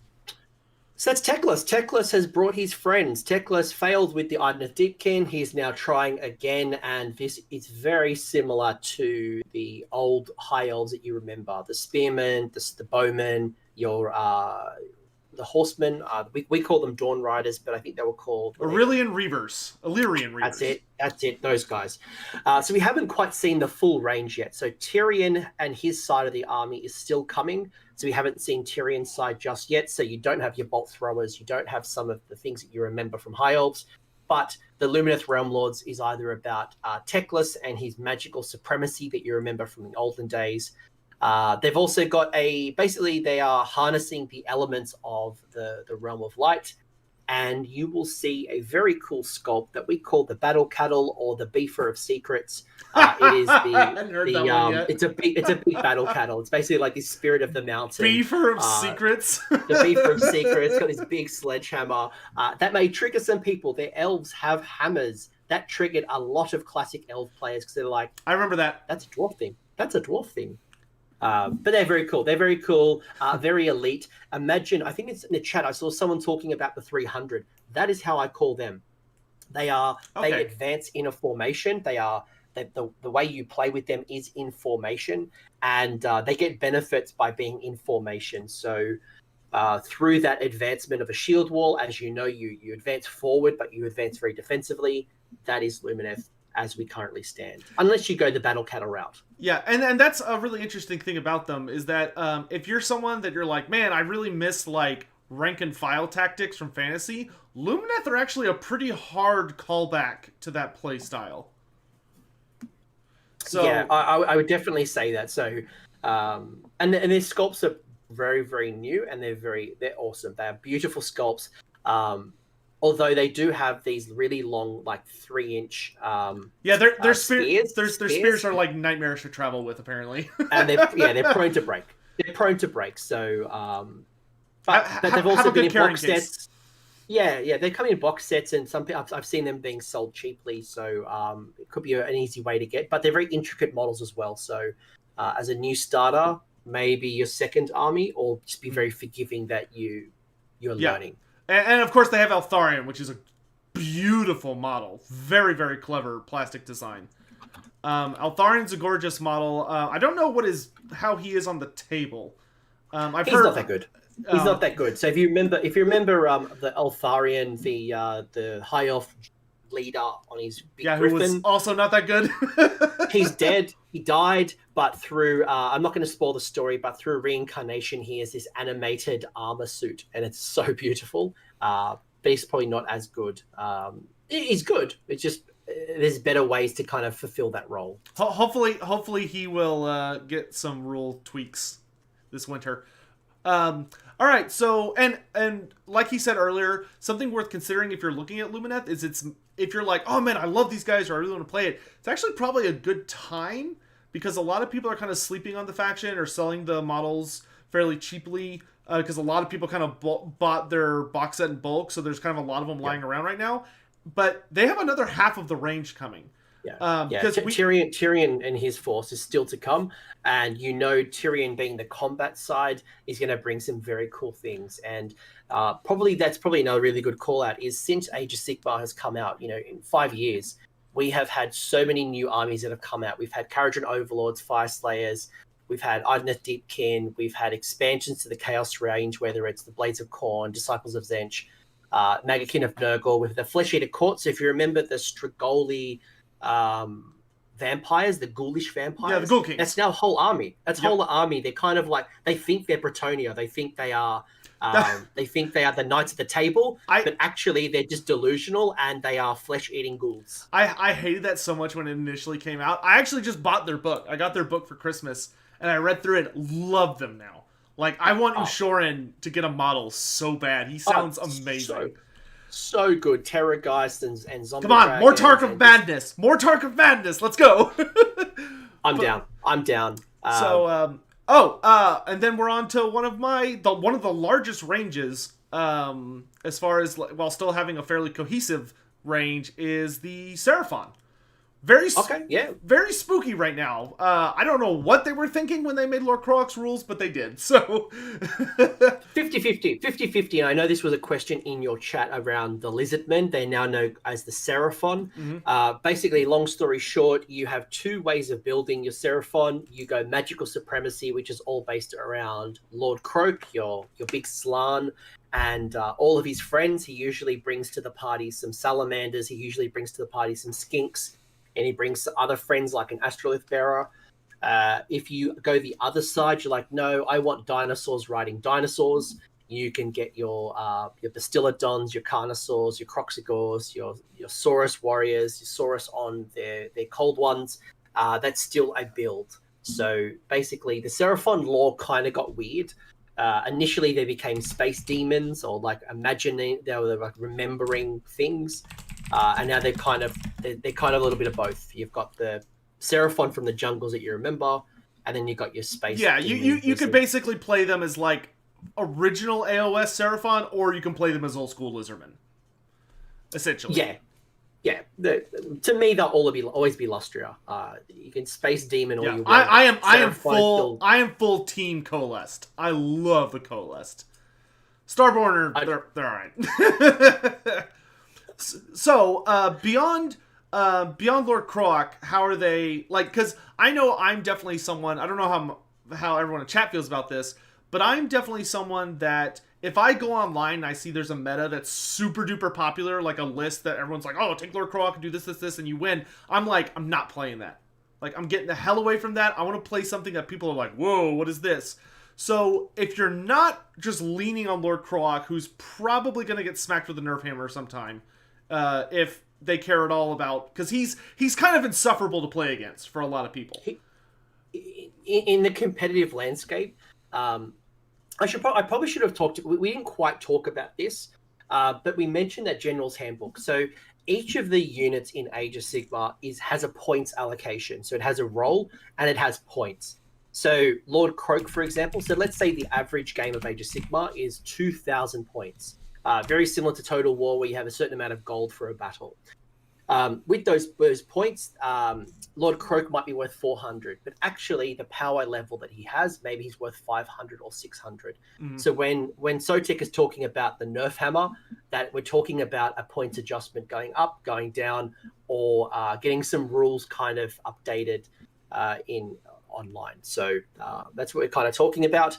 And then there's constructs. So you and in that General's Handbook, it'll tell you that your units are a leader, a battle line, artillery, a behemoth, or something else. And basically, with those 2,000 points, there are restrictions that you must have a minimum or a maximum of those. Yeah, those it's just like if you play quick battles on Total War, where there's army limits and costs built in. It's the exact same thing. So yep, great, yes. Yeah, we do have, but oh, go ahead. No, I was just saying, going back to your original question, Lord Croak is very good. So if you do buy Lord Croak, just know that there might be changes coming maybe very soon. But if you like the other side, which is the dinosaur side, the Bastillodons, the Engine of the Gods, the Carnosaurs, the old ones, those type of things, still very competitive, a lot of fun. Probably the only thing in the Seraphon range that's not good right now would be Croxigors. Poor old Croxigors are not good at all. Yeah, hopefully they'll get some love at some point. I want the Total War Boxigors, the ones with the boxing gloves. That way we get some variants. But yeah, they're a great army to get into. And of course, they have a surprisingly gorgeous range. I think the only models that are really out of date. A lot of people don't like the Croxigor sculpts. I'm okay with them, but a lot of people don't like them. But the Saurus Warriors and the Saurus Cold One Riders are pretty ugly. So maybe kind of hold off on them. But let's go ahead. Oh, we do have a question here from CJ. He said he wants to know, is Nagash worth it in competitive? Yes. So Nagash Nagash will take up almost half of your army points. So basically the question then becomes, what can you do with the rest of the army? One model cannot win your battle alone. So is he worth it? Yes. Does he force your hand in how you construct the rest of your army? Yes. All right, there you go. Have Croxigors ever been good? Croxigors, I mean, yeah, they have been. I mean, they were pretty good in later editions of Fantasy. They were pretty good in AoS for a good while. Just right now, it's not even that they're terrible. It's just that compared to what everybody else can do in the army, they're falling behind. Yeah. And that's the key there is that when we talk competitively, it's not that there are bad units. There is very few bad units. It's just often enough there are just choices that are better. And when it comes to a Seraphon, when you look at your magical Seraphon versus your non-magical Seraphon, magical Seraphon is just better. And if you're okay with that, if you still want to run with your Carnosaurs, cool, do you. Run the army that you want to run. Don't be determined by the meta. If you love your Carnosaurs, Engines of the Gods. But know that you may have tough matchups. Yeah. Or just know that the expectation at the event is you're going for 3 wins, not 5 wins. And remember, there's only one player that can get 5 wins. And it's worth noting that there is something to be said for running an army or a play style that's a lot less common. It may be an uphill struggle, but you may also find unusual advantages. It's kind of like if you play Magic the Gathering, there's something I think they're called, I don't remember, they have a fancy term for it, but there's essentially something that's akin to win conditions, where when you're designing your army, you're looking at it going, okay, how am I trying to win with this?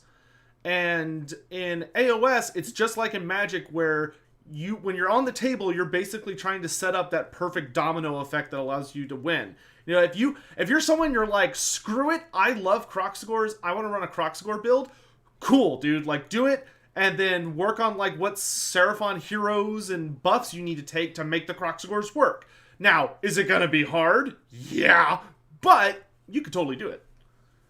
The consideration that you've got as well is when I come up against, so for example, in our meta, we've had an army called the Ossiarch Bone Reapers, which is a army of Nagash.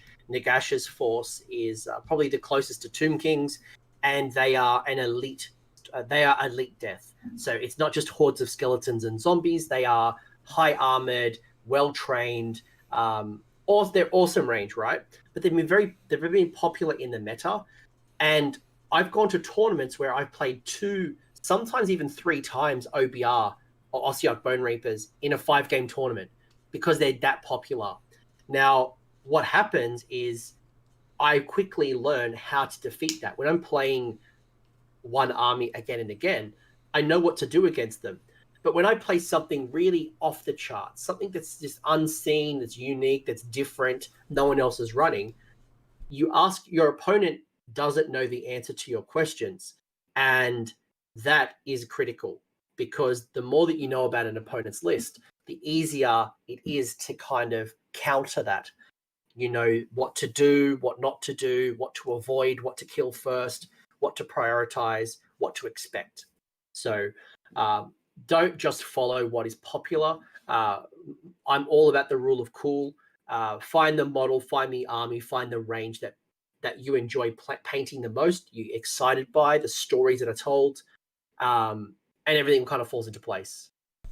Yeah, and that's a perfect thing that he brought up, of that if there's an army that just everybody's playing because it's just the hot thing right now, which it happens. There are people who they're like, I just want to win, and I've got a surprising amount of free money apparently, and they'll just buy whatever the most powerful army is and just go.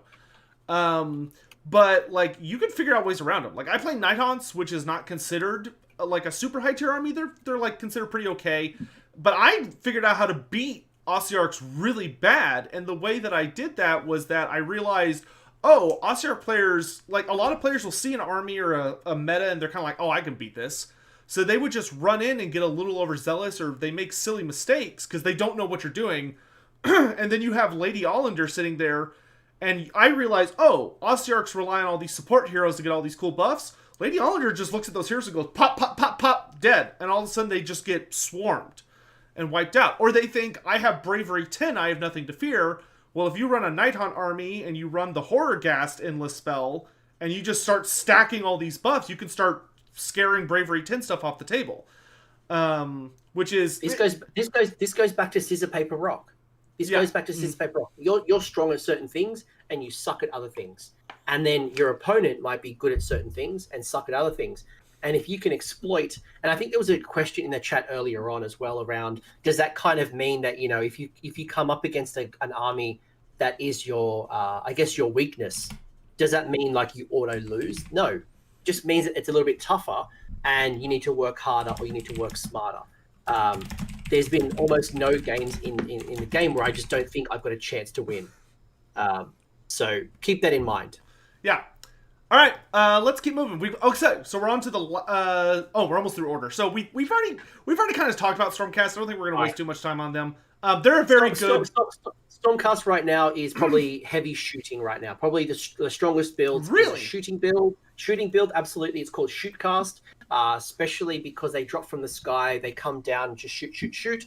I think it's in Anvils in Heldenhammer. They can shoot in the hero phase as well, so you can double shoot. So you can really disarm an army from long range very quickly. But, although Broken Realms and Marathi, it has given life into more of the combat liberator style. So Stormcast overall, just a good army, very versatile. Yeah, and if you're looking again, middle of the pack. Yeah, and they'll probably hang around there. They are. I will say, if you're looking for an army, you're like, oh man, I kind of want to get an army that like I know is gonna confidently be getting like continuous updates throughout AoS.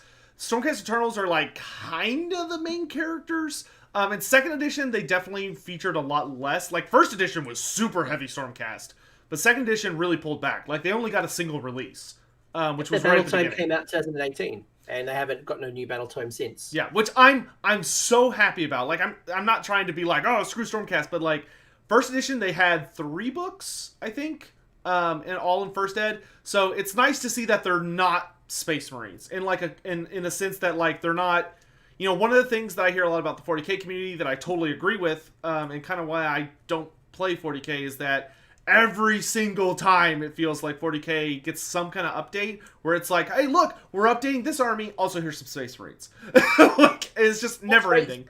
Space Marines drives the narrative in 40k. 40k is driven by the sales, but also the narrative push of the Imperium, whether it's the breaking into the heresy or whether it's just the different factions, the Xenos and the aliens, and your Tyranid, your Eldar.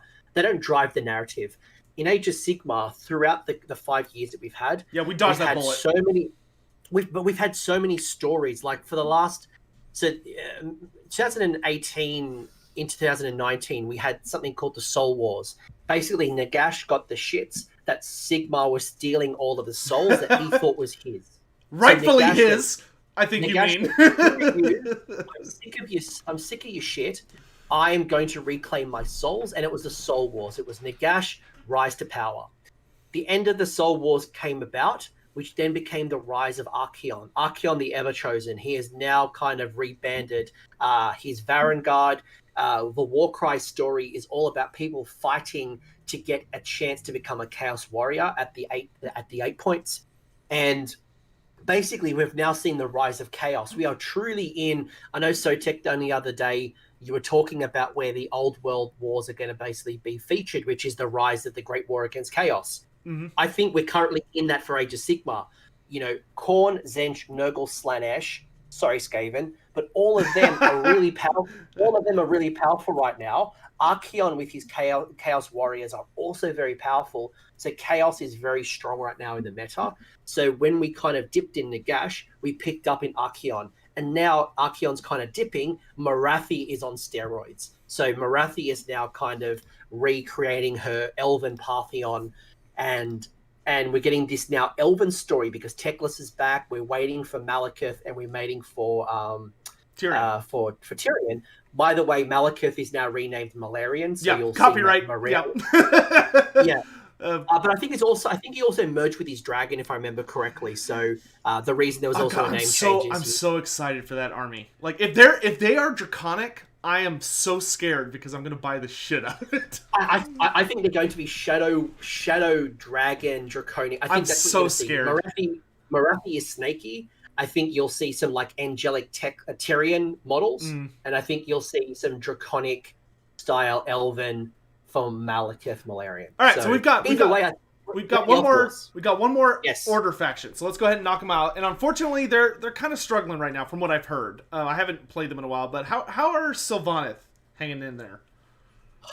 Because I mean, they have a second edition book, but it didn't seem to help them that much.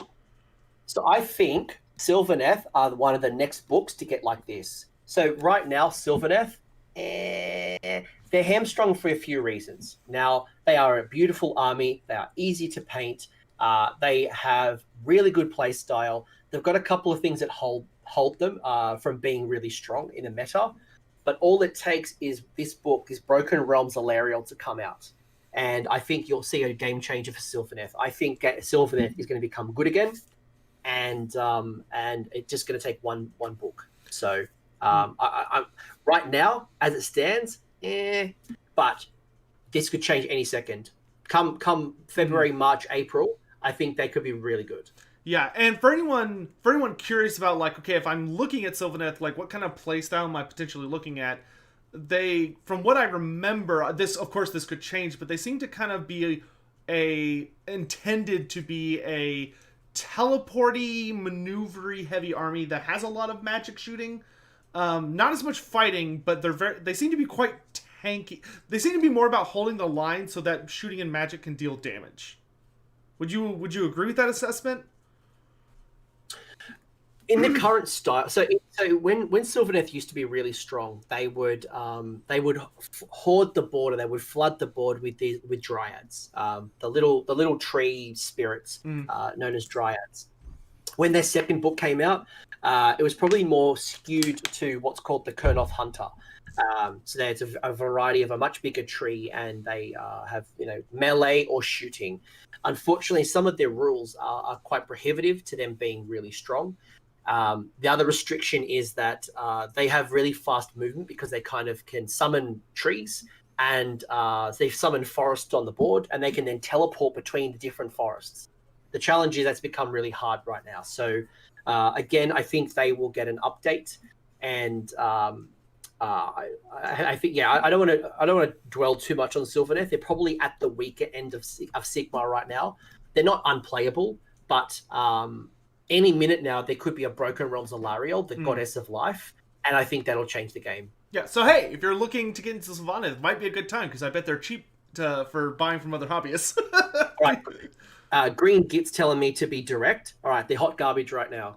Fair enough. But they could literally change in seconds. I've got a Sylvaneth army. I think they could do really well. It just takes one book, change the game. So let's talk about another army that is my second favorite army, even though, well, third favorite. Though I feel like they're still kind of needing a little bit of love, especially when it comes to models. How are the Beasts of Chaos doing these days? Kind of a weird army. But God, dude, I'm so excited for Slongors. I could not care less about the rest of the Slaanesh range. The Sigvald coming back is awesome, but Slongors, Beasts of Chaos are fun. Yes. They're on the lower end of competitive. So if you pick up a Beast of Chaos army, I think you will fight really hard for your 2 wins. They struggle a little bit. And they're very nuanced army as well. A lot of movement and manipulation. It's just some of their things like the Gorgons and the Cygors just don't hit as hard as they should. I think they rely too much on things like Bulgors. And their Ungors don't do enough. Under a skilled general, so in Australia, there's a really well-known competitive player who's won large events with Beasts of Chaos. So it can be done, but those examples are few and far between. Yeah, I'm hoping they'll get a pretty interesting update. The Beasts of Chaos are kind of interesting because they got their first book here in 2nd edition, and they're kind of weird because they essentially have 3 special characters, but none of them are playable. Right now, hopefully that'll change. Hopefully, like, maybe Morgur will come back. We know Krakenrock the Black is around. You gave us Mega Gargants, give us Krakenrock. Come on. So hopefully they'll get new Dragon Ogre models, especially, God, the Dragon Ogre models are so ugly. They're so old. I want Total War style Dragon Ogres. But they could do more with the beast. They could do more with the monsters side of beasts. Like I know there used to be Jabba Slice that used to be really good, but Jabba Slice got a bit of a change. Cockatrice, I don't know. I don't want to demonetize you at this point, but there is some Beasts of Chaos armies going around right now which have like 15 to 20 Cockatrice. We call it the cock meta. You can swear profusely on here. You can do whatever you want. Nobody cares. All right, well, we do have a little bit of a cock meta happening, but otherwise, Beasts of Chaos generally. Well, what's that? So the Beasts of Chaos are that South Park episode, Cock Magic, the Cock Magic episode. Magic. Don't do that on GT, please. You'll get kicked out. But no, Cockatrice are doing really well, but generally, they're a bit of a struggle. Krakenrock would be the table you play. No, I refuse to believe that Krakenrock is that much bigger than a Mega Gargant. They should be in the same ballpark at least. Like, don't get me wrong, Krakenrock is big, but like, come on, like we have actual gods that are playable in this game. You can get Krakenrock on the table. I can't disagree with that. I mean, we have giant turtles, we have giant gargants, we have Archeon, we've got. Yeah. I refuse. I like.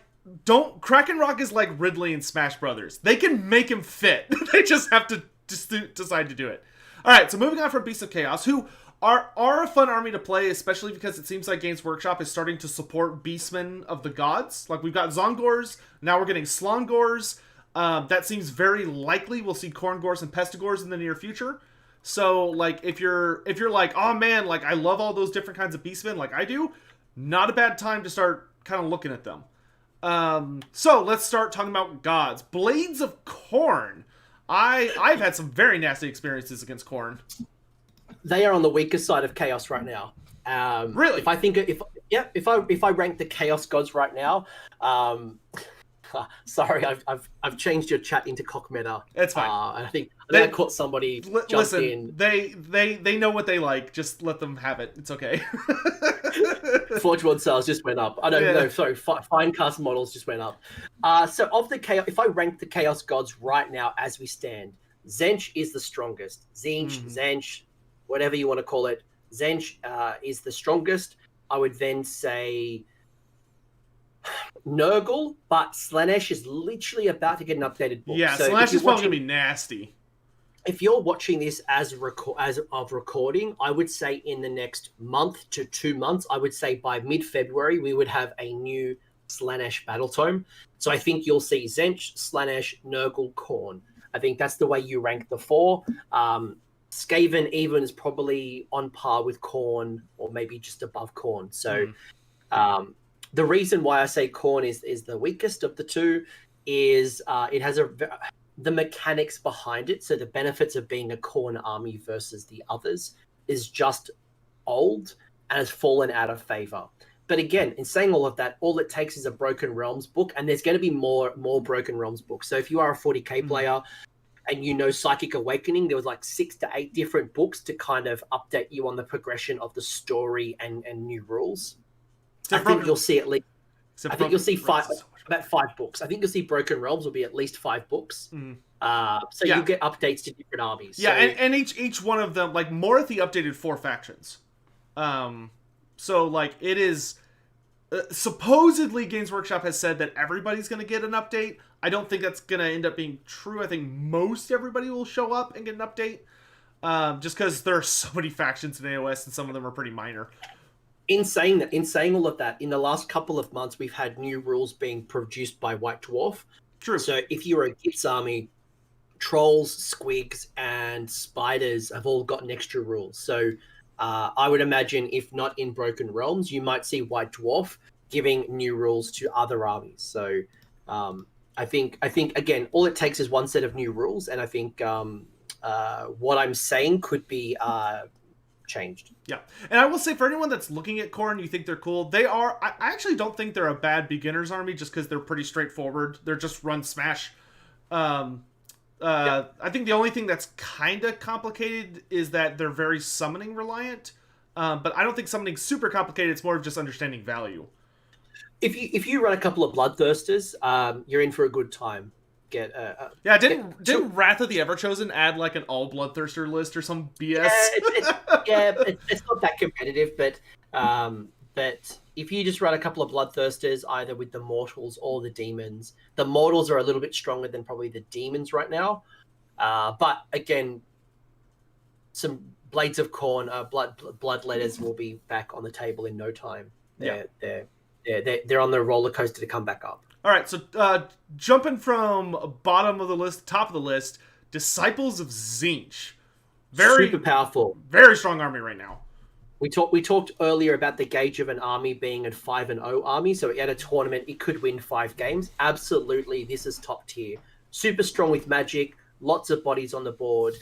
If you were going to start a Tzeentch army, you definitely are going to go more of the demon side, so pink horrors, blue horrors, flamers, screamers, than you would the mortal side, which is your Zungor and your Enlightened. So horrors are so annoying.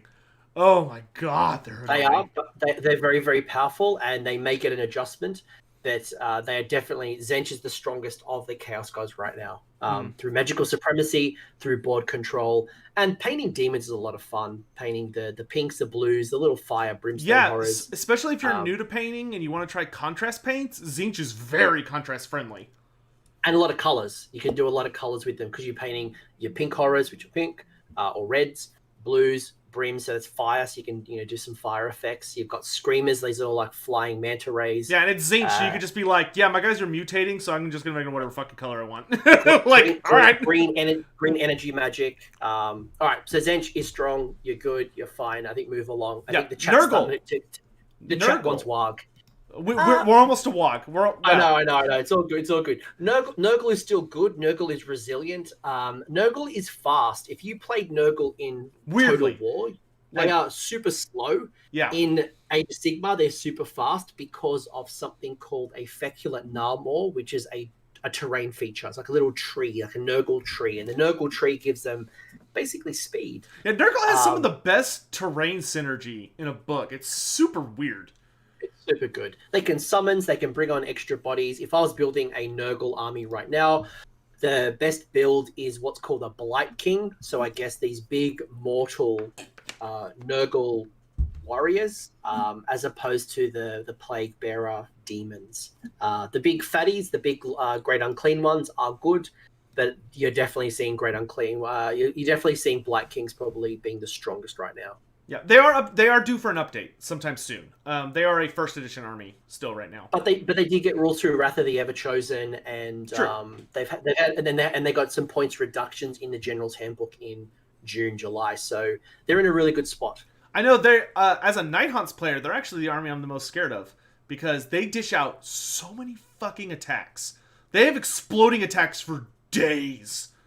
They don't have a lot of models, but they have a lot of wounds. You know, those Black Kings have 4. They can take 4 wounds before one model dies. So they were also the first time I realized that Spirit Host can't solve all my problems because I was used to Spirit Host just like swarming over people, and Nurgle's like, "No, you have to reroll 6s to hit." I was like, "Fuck, my mortal wounds." Chain Ross. Yeah, my I couldn't wound him because Night Haunts are all about 6s to mortal, and Nurgle's just like, "Yeah, no, you don't get that." Heartbreaking. We're gonna skip Slanesh. Like if you look at the Slanesh range and you're like, oh, that looks amazing, get it. Like he's probably gonna be great. His range is huge now. I will say they've also just gotten a new model for. So if you remember Sigvolt the Magnificent, Sigvolt is back as a demon prince, sexier than ever. If you liked Fabio, the most beautiful man, we had a big live stream on it. It's a gorgeous model. Yeah, so we got new Fabio coming. So if you pick up Slanesh, you are in a good spot. Whether you are demons or mortals, you're in a good spot. Skaven. Weird spot right now. They're in a weird spot. They got really powerful when they got a new book, but they got reined in a little bit. They are still okay. There's a really good competitive player that I've seen locally who's very, very, very good, but it's a very nuanced army. You're doing a lot of mortal wounds from range. If you're going to build a list, it's probably more from a clan called Clan Scryer, which is if you remember the olden days, you know, you're tapping into the Warpstone. Yeah, it's the Ikit Claw DLC. Perfect. Yep, that type of build. So they're building, you know, a lot of shooting mortal wounds from the warp lightning cannons and things like that. You can still hoard up the board with your little clan rats. But they are. I think the challenge with them is you're probably running an army maybe up to 200 models, and to move them along the board can take time. Get movement as you're trace. Making decisions. But even trace. movement trace, you might not enjoy the experience. So, Skaven are definitely an army right now where I think you like a lot of armies you could just kind of buy what's like you're like, oh, this model's cool, and you pick it up and learn to make it work and stuff. Skaven, I feel very strongly you have to plan in advance, and you need to know what you're doing. I don't think Skaven right now I would recommend to a new player. They have a lot of really nitpicky mechanics. It's a steep learning curve. They're a good army. They can still do well competitively, but it's a steep learning curve for Skaven if I was new. So I would probably say maybe make that my second army. Funny enough, they do have one of the scariest endless spells, even though the Caradron end up using it more than Skaven do, I think. Well, it used to be a lot stronger, but then it got reined in. Freaking Warp Lightning. Alright, so the last army, which is very, very strong and popular for Chaos, is Slaves to Darkness. Really good. They are the Slaves to Darkness range. So they're basically the Warriors of Chaos, or your mortals. Chaos Warriors, your Chaos Warriors, your Knights, your monsters. Everything not demons, essentially. You don't really see a lot of monsters in there, but you do see your Varangard, which is your champions. You do see Marauders, which is those Norska tribe guys. Archeon on the table is just crazy good right now. Beautiful sculpt, absolutely beautiful amazing model. sculpt, amazing. If you knew old Archeon, the little dude on the horse, and see what he's doing now on Dogar, the massive 3-headed dragon, it kind of reminds me of like Tiamat from D&D. Just wonderful sculpt. So they're in a really good spot, and the fact that you can basically what's called a mark. So while they are a Slaves to Darkness army, you can mark them Khorne, Slanesh, Nurgle, Zench, or Undivided. I think used to have those old rules back in the day, and then you can make them even better. You can make them more accustomed to your style. So I know Jared, not yet. Destruction's coming. Yeah, destruction's at the end. We gotta save the best for last. But because I know in my local meta, when I was playing, the winner of the Texas meta before COVID shut us down was a Slaves to Darkness player who was running a Khorne army. and he was running some kind of weird thing where he had like I want to say he had like 2 Chaos War Shrines, and he was just like taking a unit of Marauders and making them fucking terrifying. Marauders are in the range of busted right now, so they are well overdue to get a butt kicking. So don't go out and buy the old 90s Marauders. They are due for a butt kicking. But yes, they are very, very, very powerful right now. Yeah, you can't go wrong with Slaves to Darkness though right now. Like, and their start collecting box is a great box.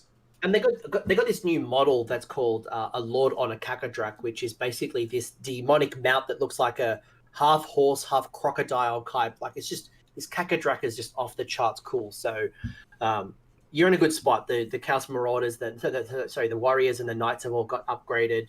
And there's a lot of converting opportunity as well to make it your own. I hope they end up getting the weirdest thing that Games Workshop is doing right now is that sometimes they'll put out new sculpts for a unit and then keep the old sculpts and have them both available simultaneously. And the Slaves to Darkness kind of have that going around, so be careful if you're collecting them, because like the new Warriors of Chaos and the new Chaos Knights are amazing. I don't like the old ones, but the only way to get the new ones is through the start collecting box.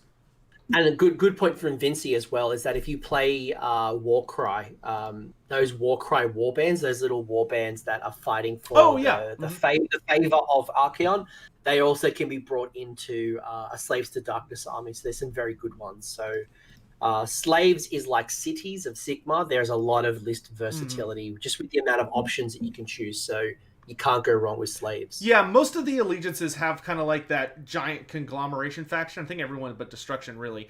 So, like, you know, for Death, it's Legions of Nagash. For Order, it's Cities of Sigmar. And for Destruction, it's Slaves to Darkness.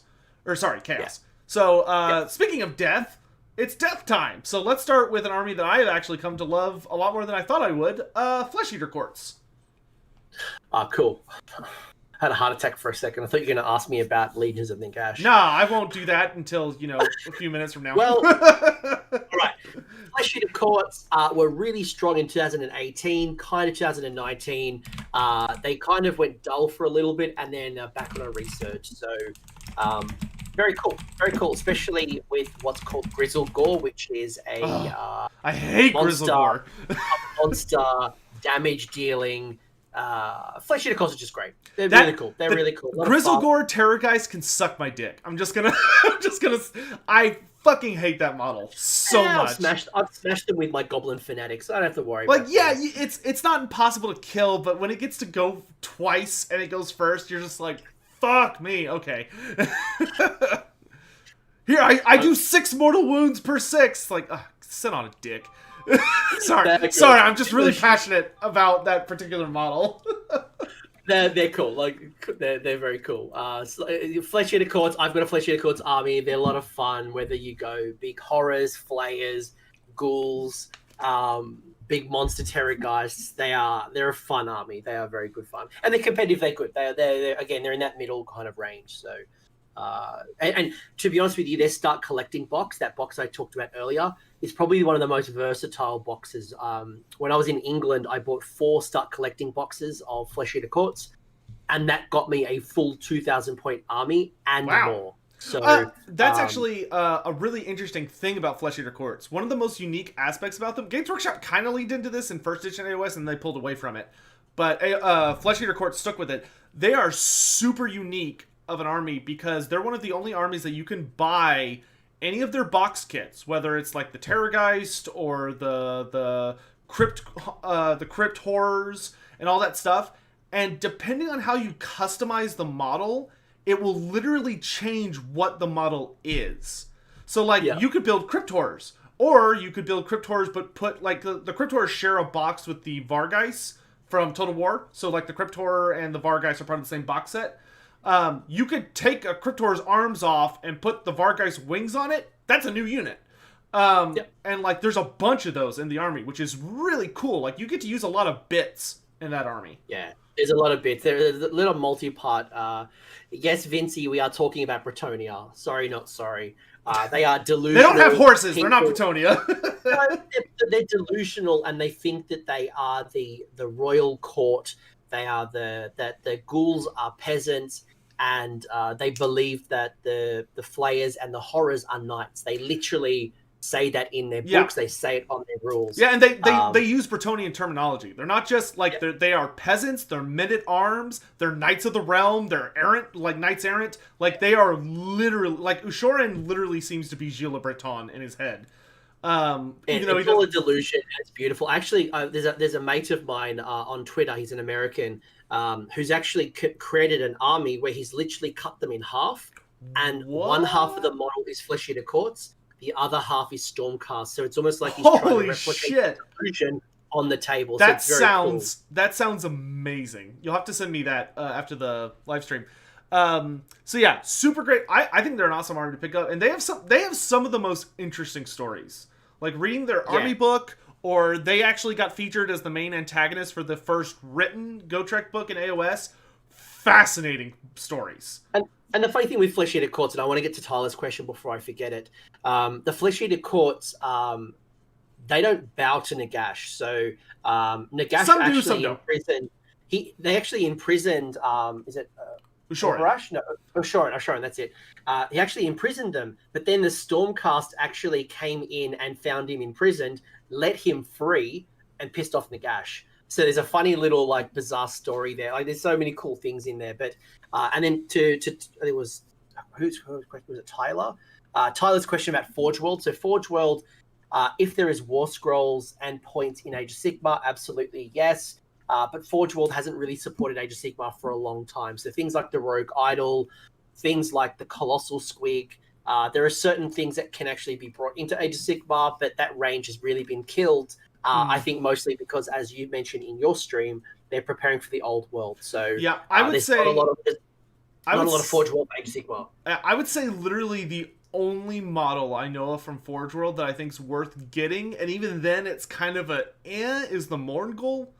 The Morngul right now is kind of bad, but like if he just got like a slight adjustment, he'd be really, really good again. And he used to be like freaking amazing. But honestly, a lot of the Forge World range got cut away, and the stuff that's there doesn't really get support. There's only been one Forge World model that's been released for. Oh, sorry, I lie. They started to expand the Famir range. So if anyone remembers Famir, you might remember them from Warhammer Quest. The Famirs were actually started to be expanded upon before the untimely death of the head of Forge World. However, there was one model that's been brought out for Age of Sigmar, and that was a Khorne Dragon. It is the biggest model I've ever seen in my entire life. It is a massive chunk of resin, but that's probably the only Age of Sigmar model that's come out from Forge World in the last 5 years. Yeah, and a lot of those models, like, if you're going to play with them, they're going to eat up half your army, and they look amazing. And, like, if you're going to enter, like, a painting contest, sure, great. Or if you're just like, I love this model, sure, yeah, you can make it work. But, like, the Dread Saurian, even, for the Seraphon, is pretty trash. There's ways to make it work, but it's a big model. You have to build around it, though. It's kind of like, it's not something you could just put on the table and it's like, it's good. It's very nitpicky. Drunken Mystic Iron Lung, without making this a Forge World discussion, when Forge World was really at its height for Warhammer, there was a lot of focus on specialization and doing some really cool things outside of fantasy battles that we'd never seen before.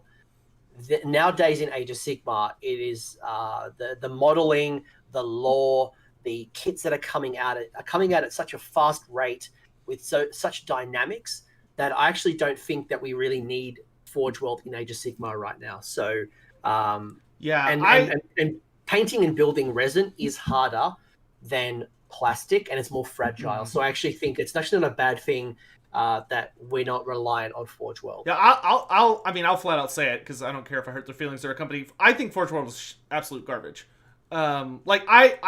I love the books they did for fantasy, but my issue with them is that whenever they make something, the price is so prohibitive, especially because they don't sell the models in any store. Like, if you want to buy a Forge World model in the US, you can come to my local store in Grapevine. If you don't go there, you got to order it. and it's gonna cost you an arm and they're gonna rip your legs off. Wait till you come to Australia. Wait till you come to Australia. I can't even imagine Forge World. Don't worry about pricing. Like the the only people I know that genuinely love Forge World are 40k. Forge World is very, very pro 40k. I really like Forge World. Don't get me wrong, and maybe this is the old world discussion in the future. There's not really a place for them with us right now. So they don't need us. They're focused on Heresy and 40k. We don't need them. Our sculpts are coming out at a really rapid pace anyway. They're super dynamic. So I don't think we need them right now. Yeah, and that's the thing. Like, I'm not saying like I hate them. Like, they do them. I agree. We don't need them. They used to be the company that was all about printing things that Games Workshop couldn't, because the models were like really, really big or a lot nicer. But that's just not the case anymore. Like, Games Workshop has figured out to make plastic that is super gorgeous, super big. Like, so I don't really understand what the point of Forge World is unless you're building like a Titan for 40k. Yeah. Which is basically like a toddler. All your specialist games like Blood Bowl and things like that. There's some cool models coming out of that, but that's. So anyway, let's move on. Legions of Nagash. It's time for your favorite army. Look, all I'll say is that I have a Legions of Nagash army. Next week on Warhammer Weekly, Vince Venturella's show, I will be doing a show called Fixing Legions of Nagash.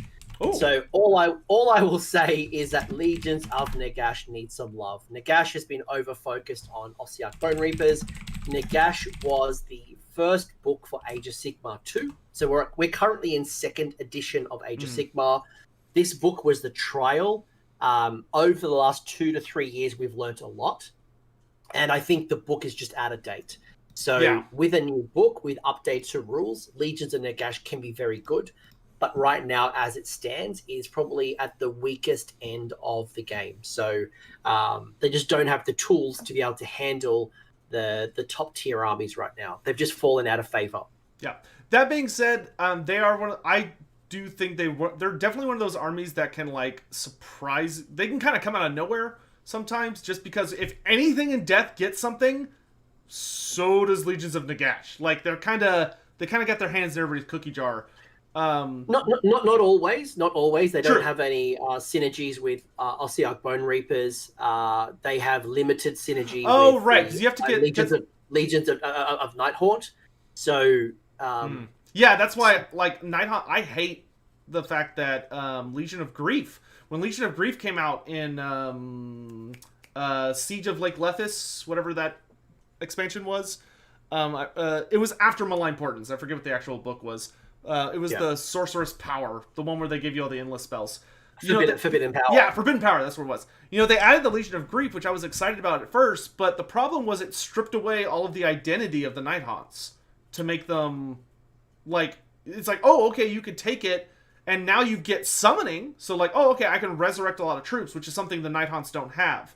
But you have to get rid of, like, all the fun parts of the Nighthaunts, so I was like, no, screw that, I'm going to play pure Knights. Drunken Mystic, the way that Legions of Nagash works is you put 4 points on the table. They're not a physical location. You could put a little objective marker like this. You could just put it down to say, these are my 4 grave sites. And when you're within range of it, 9 inches of it, you regenerate your skeletons, your zombies, your most undead units.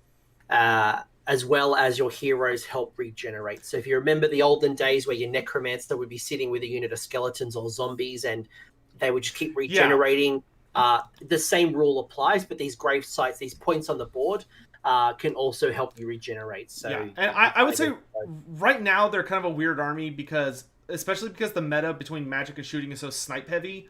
And Legion of Nagash is it's really hard to play Legions of Nagash if you're not doing like a hardcore summoning or like just having lots of guys, but you can't do that effectively right now.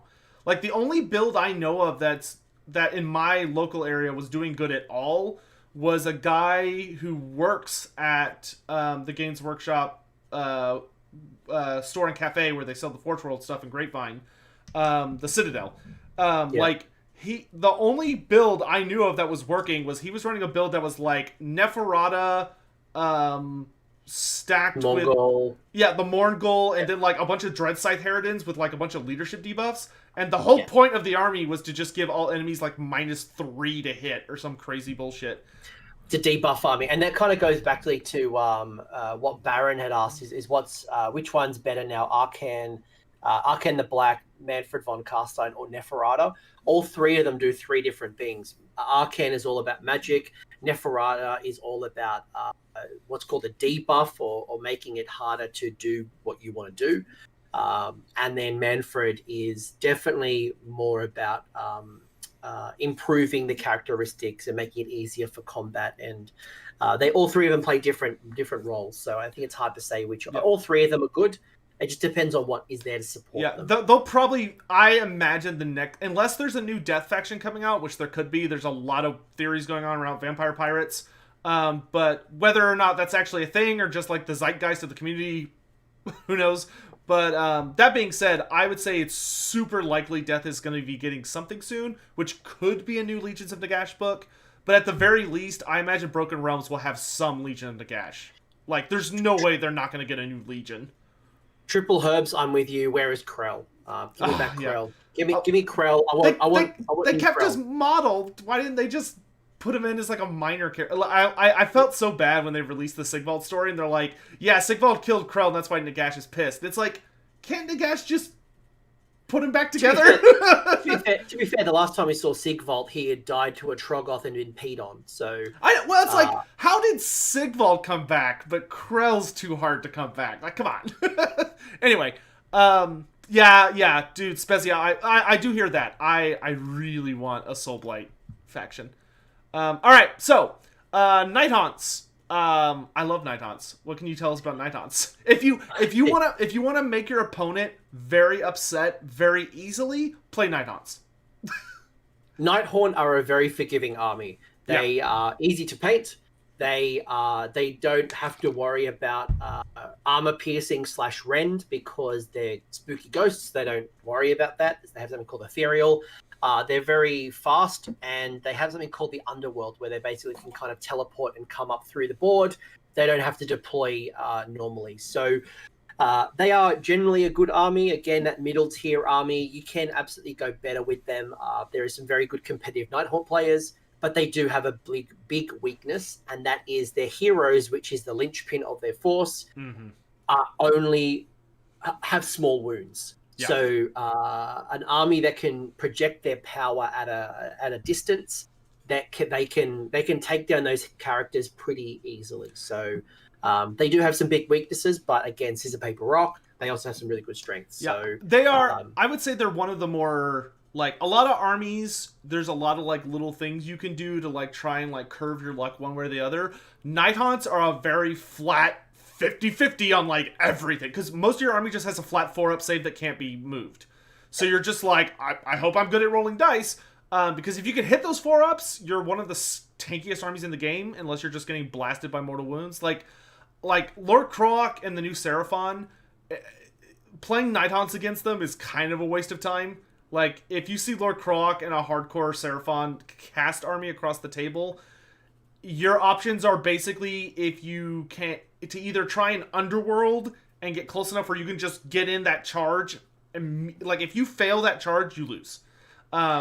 Which is, and it's just because the army needs some updating, because mortal wounds were not as big of a thing at the start of 2nd edition.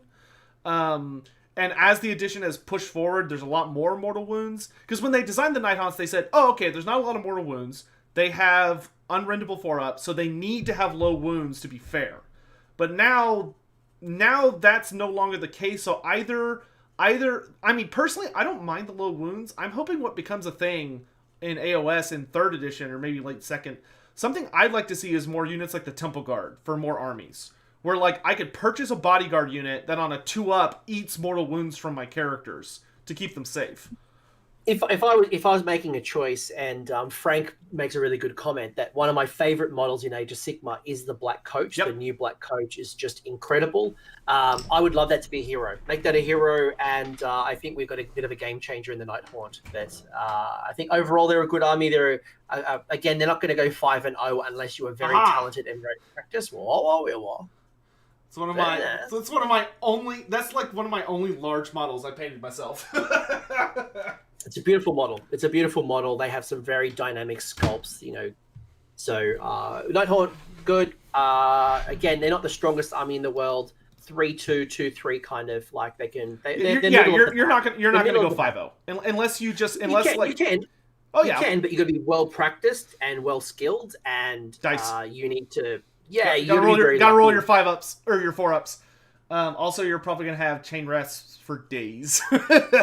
All right, so last Death Army, Ossiarch Bone Reapers. Definitely not as kings as they were for a hot bit. The Bone Daddies, or as I like to call it, Special K. So the new Mortarch of the latest Mortarch of Nagash is Catacross, or Special K, as I like to call him. Special K. I call him Dismounted Cetra. Well, I was going to say, because remember the old Cetra had that little diorama base that had all those people kind of hanging around that casket of souls. Catacross is just a beautiful model. The Ossiarch Bone Reapers is the tax men of Age of Sigmar. They are coming around, claiming the Bone Tide, wanting the bones to create their constructs of some bizarre things. Look at this model called the Gothazar Harvester, and he has a face on his crotch. There's some straight up weird stuff happening with the Ossiarch Bone Reapers. The Bone Daddies. Go look at go look at this up after the stream. Oh my god! No, I'm gonna put it. I'm gonna just put it on the screen. Oh my god! I never noticed that. I never noticed that guy. He literally has a face for a. Oh man. Rabs. If unfortunately, big Catacross makes you think of the Silent King. Big special. Zoom in the crotch. They're big boys. They can look it up. All right. Well, zoom in yourself, guys. All I'm gonna say here, I gotta say this about Catacross. Catacross is Cetra, as far as I'm concerned. He has his backstory is literally that in life he was a badass on a chariot until his chariot crashed and then he got eaten by a Gorgon. Like, he literally was Cetra until his chariot blew up and he's like, okay, fuck chariots, I'm not doing that anymore. They put in a lore reason why he's not in a chariot anymore. And yes, was it Vinci?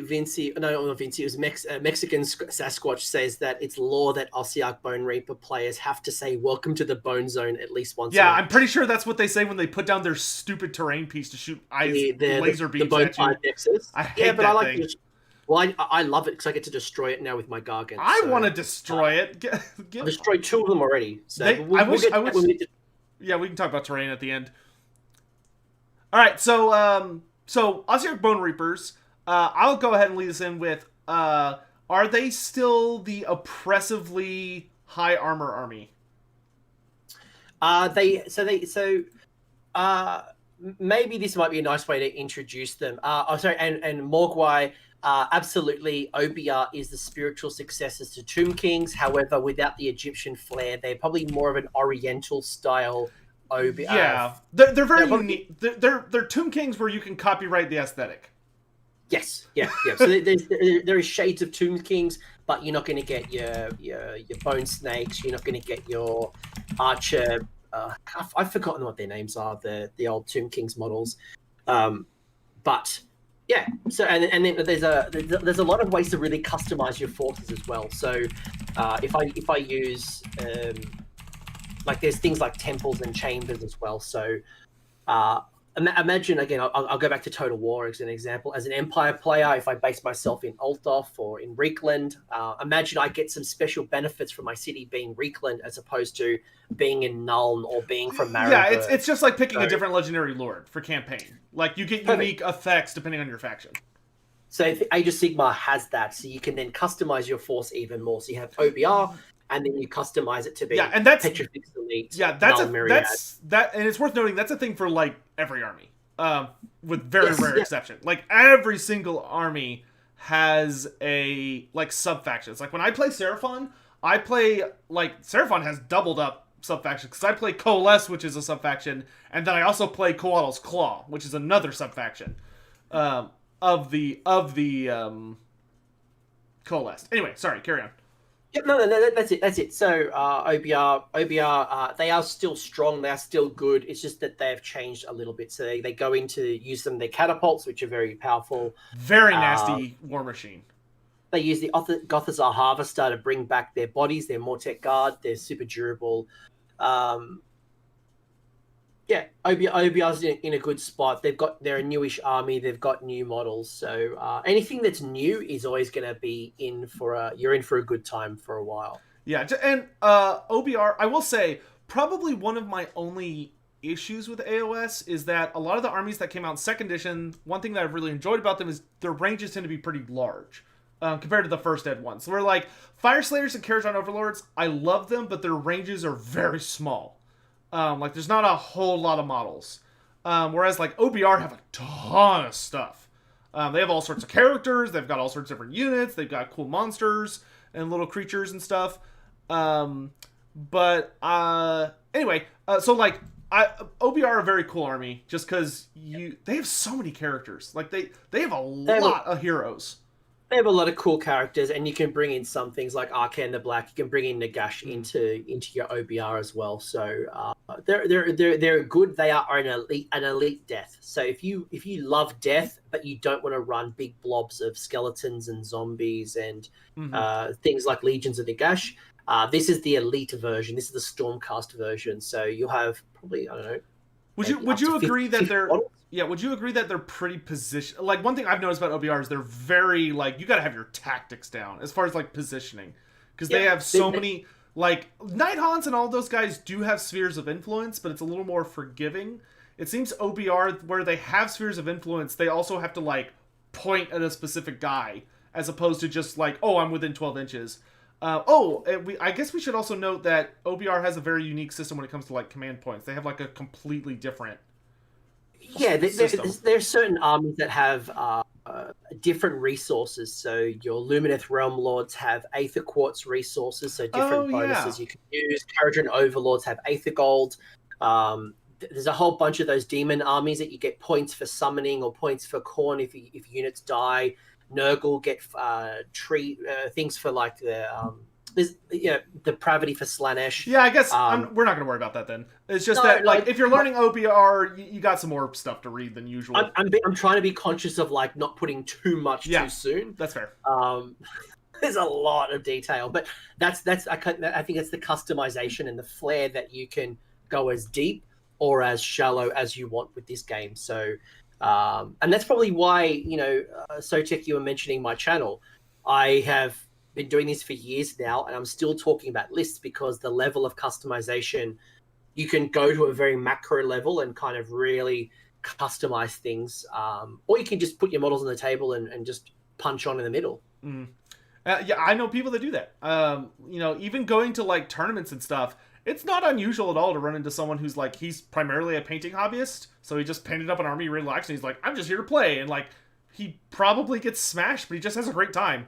Especially like GTs where there's like drinking. I think only 20% of people who go to a grand tournament actually want to win it.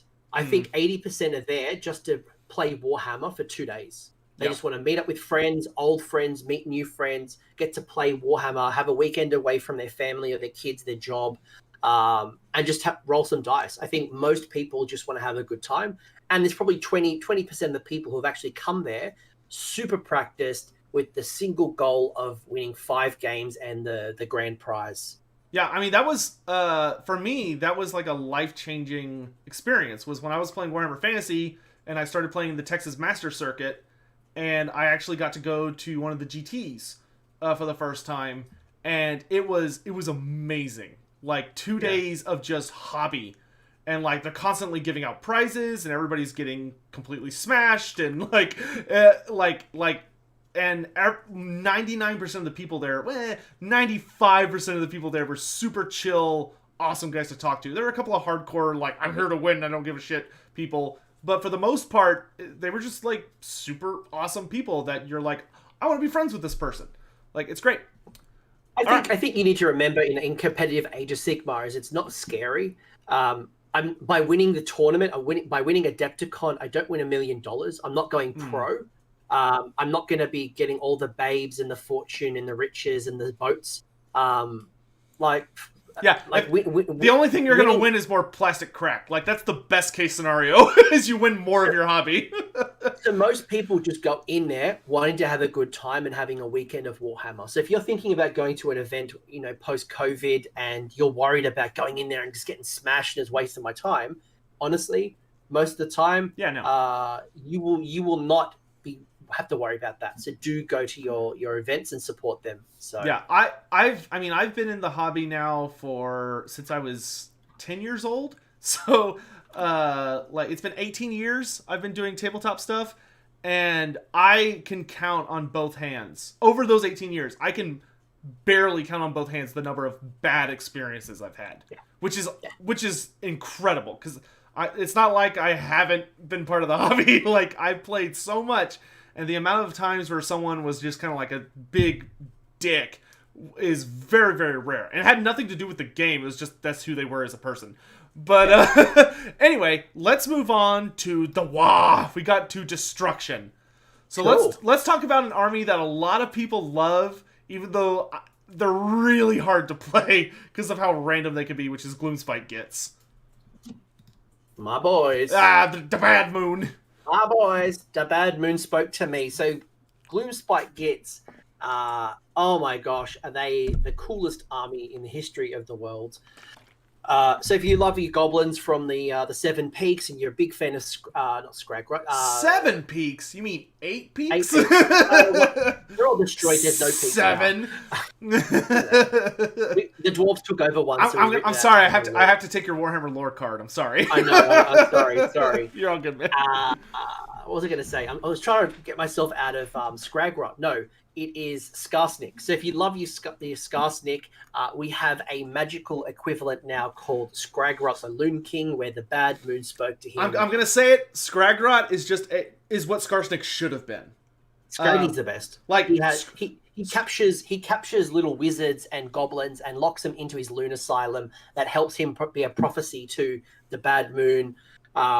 If you love squigs, if you love trolls, if you love giants, you love goblins on spiders, and you just love annoying your opponent with goblins with nets, this is the army for you. It is random, but destruction is random. I will say, Gloomspite Gits are the true descendants of 8th edition Orcs and Goblins. Or like just Orcs and Goblins from 6th, 7th, or 8th edition, where they're really fun to play, but they're you have no idea how they're gonna do. Like, they might roll really well. Like, if you get hot dice, they're terrifying. Sometimes your fanatics will roll all ones to hit. And they just whiff. But it is, like, they're gambling. If you love gambling, or you just love chaos, but, like, not in a, like, cut yourself sense, then you will adore Gloomspite Gits.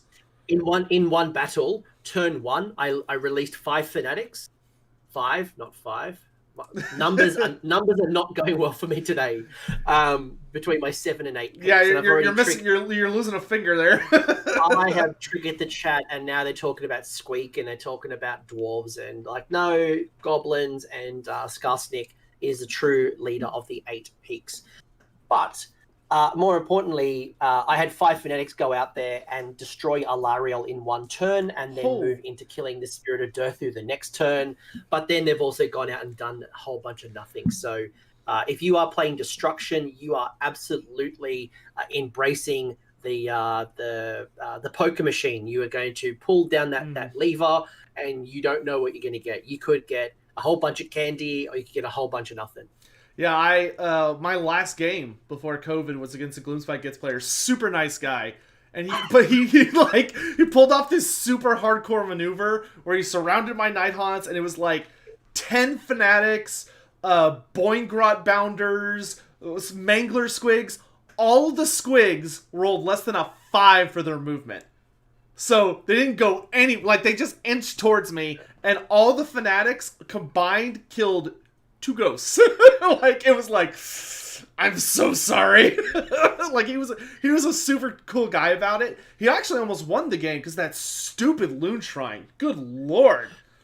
sometimes you get the luck, sometimes you don't get the luck. And sometimes the luck comes at the wrong time, sometimes it comes at the right time. And Mexican Sasquatch, the correct answer of how many Mangler Squigs do you have is not 3, because a Colossal Squig is just as good. So so I'm a big fan.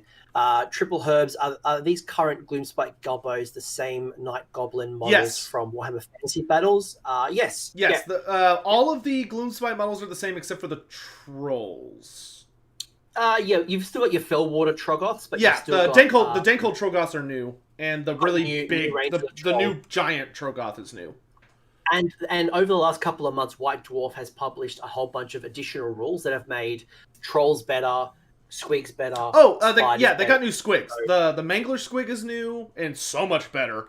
The Boingrot Bounders. Yeah, and they have armored Squig Riders, which are amazing. They're Goblin Squig Knights. Yeah, they're Squig Knights, and funny enough, we actually got those in Total War Warhammer. For even though they're not supposed to be in fantasy, they gave them to us anyway. But anyway, so yeah, like if you're just like, I just want to have fun and like, yeah, I can think about my army, but I don't have to think about it. Like I can just have a good time and laugh at all the shit that happens. You're probably gonna have a great time with Gloomspite Gits. They're hilarious. Gits are the best. That's why I brought my sickle. Sickle. Scragrot can literally smack you on the head with a mushroom staff and you die. Like if you roll. He can steal your artifact. Yeah. He could cast a spell on a roll of a 10. He steals your artifact. He literally steals it from you. There's some crazy shenanigans going on. But either way, Gits are amazing. Highly recommend it. The most fun I've had in my armies is with Squigs or with Gargants. Yeah, I've never had a bad time playing a Gloomspite Gits player. I'll say that. Like, sometimes they roll really well and you get slammed, but like they're always usually super chill about it. Though I will say... All you can do is laugh. You can do is laugh. Sometimes there's so much randomness that it's like... Yeah, like, even, like, their mechanic on if they're going to be good or not to Bad Moon, when you're playing them, you have no idea what that thing's going to do. Like, it might stay on the table, it might leave turn 2, like, so, that being said, and I will say this, for those interested in chat, I actually just read, the Gloomspite book. I got the book Gloomspite and read it. Holy shit, that is a horror novel. The Gloomspite novel is terrifying. Like, it is, like, the only thing I didn't like about it was how little Scragrot was in it. I feel like it's kind of advertised as a Scragrot book, but he's only in it for, like, a single chapter. But, like, it is one of the scariest fucking things in the mortal realms, the Bad Moon. It is, like, all man-eating insects, your body turning into mushrooms, madness, insanity, in all the worst ways. Even though the goblins themselves are hilarious. There's another new unit. They had these little, basically, you know, like in the real world, we have these truffle pigs. Oh yeah, the snuffle hounds. Yeah, the snuffle squigs. We've got goblins with like these little squig pigs going around searching for mushrooms. That I forget those are playable. It's so good. Like, either way, Gits are awesome. All right, so let's move on to the fat boys. My personal heroes. Let's talk about the ogre Maw tribes. So how are ogres these days?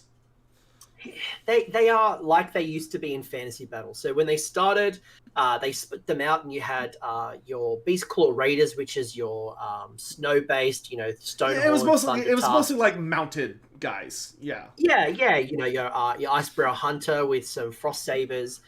Then you had your dad bod generic ogres, the guys like your Iron Blood, your Lead Belchers, your Iron Guts, those type of things.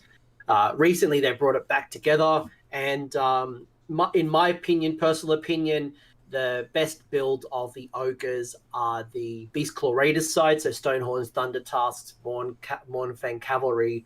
The dad bod guys are a bit harder to use. Probably not as strong. I wouldn't be using my Noblars in the game right now, or my Scrap Launchers. They still have their place. They're still that middle of the pack, maybe in the harder end of the pack. Unless you go with the Stonehorns and the Thunder Tusks, which are definitely on the stronger side of your ogres. Yeah, I will say, of all the books we've talked about today, I think the Ogres book is probably the one I hear the most criticism about. Of that, it's not a bad book, but it didn't do a very good job of mixing the ogres back together. The book kind of did a really weird thing where it kept them separate as Beastclaw and Mawtribe, despite the fact they share a book. Which hopefully they don't do that in third, but we'll have to see. Things like the Morpot, which is their terrain piece, because the ogres are running forward, you are out of range of the Morpot in second, so it probably isn't as strong. Yes, chat, things like Boulderhead and Blood Gullet, those sub-allegiances are definitely stronger. And that's why I'm saying definitely the monster cavalry side of ogres is probably better than the other. Yeah, they still hit like trucks. But, if you see a Stonehorn coming at you, you're like, oh fuck, here it comes. But yep, they're still good. They're still good. Like they're middle of the pack. They're probably high middle of the pack, especially when you go the monster side. The dad bod ogres are probably on the lower end of the middle of the pack.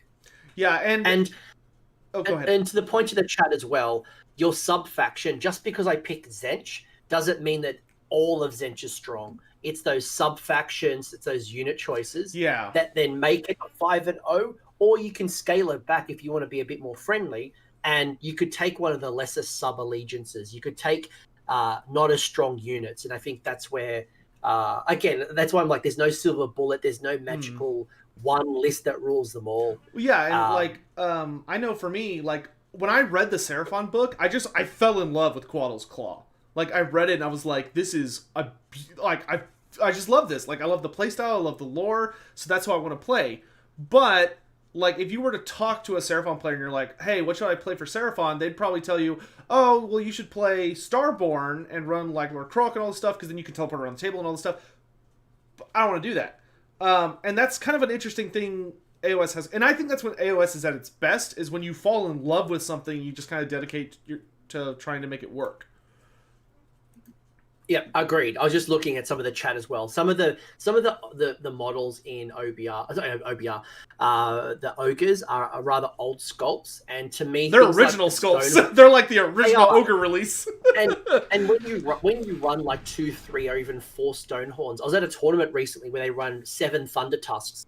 They're all monoposed, so they all look the same, and it's hard to kind of convert or make them look unique. So there are some limitations with the range if you're more of a hobbyist, but competitively, you're in for a good time, especially if you go towards the cavalry side of the ogres. I think ogres are probably the army I see green stuff used on the most to make them all look a little different or get really wild. And Stonehorns, I will say, their 8th edition models, which are the Stonehorn and the Thunder Tusk and all that, they are, in the Mournfangs, they're gorgeous sculpts.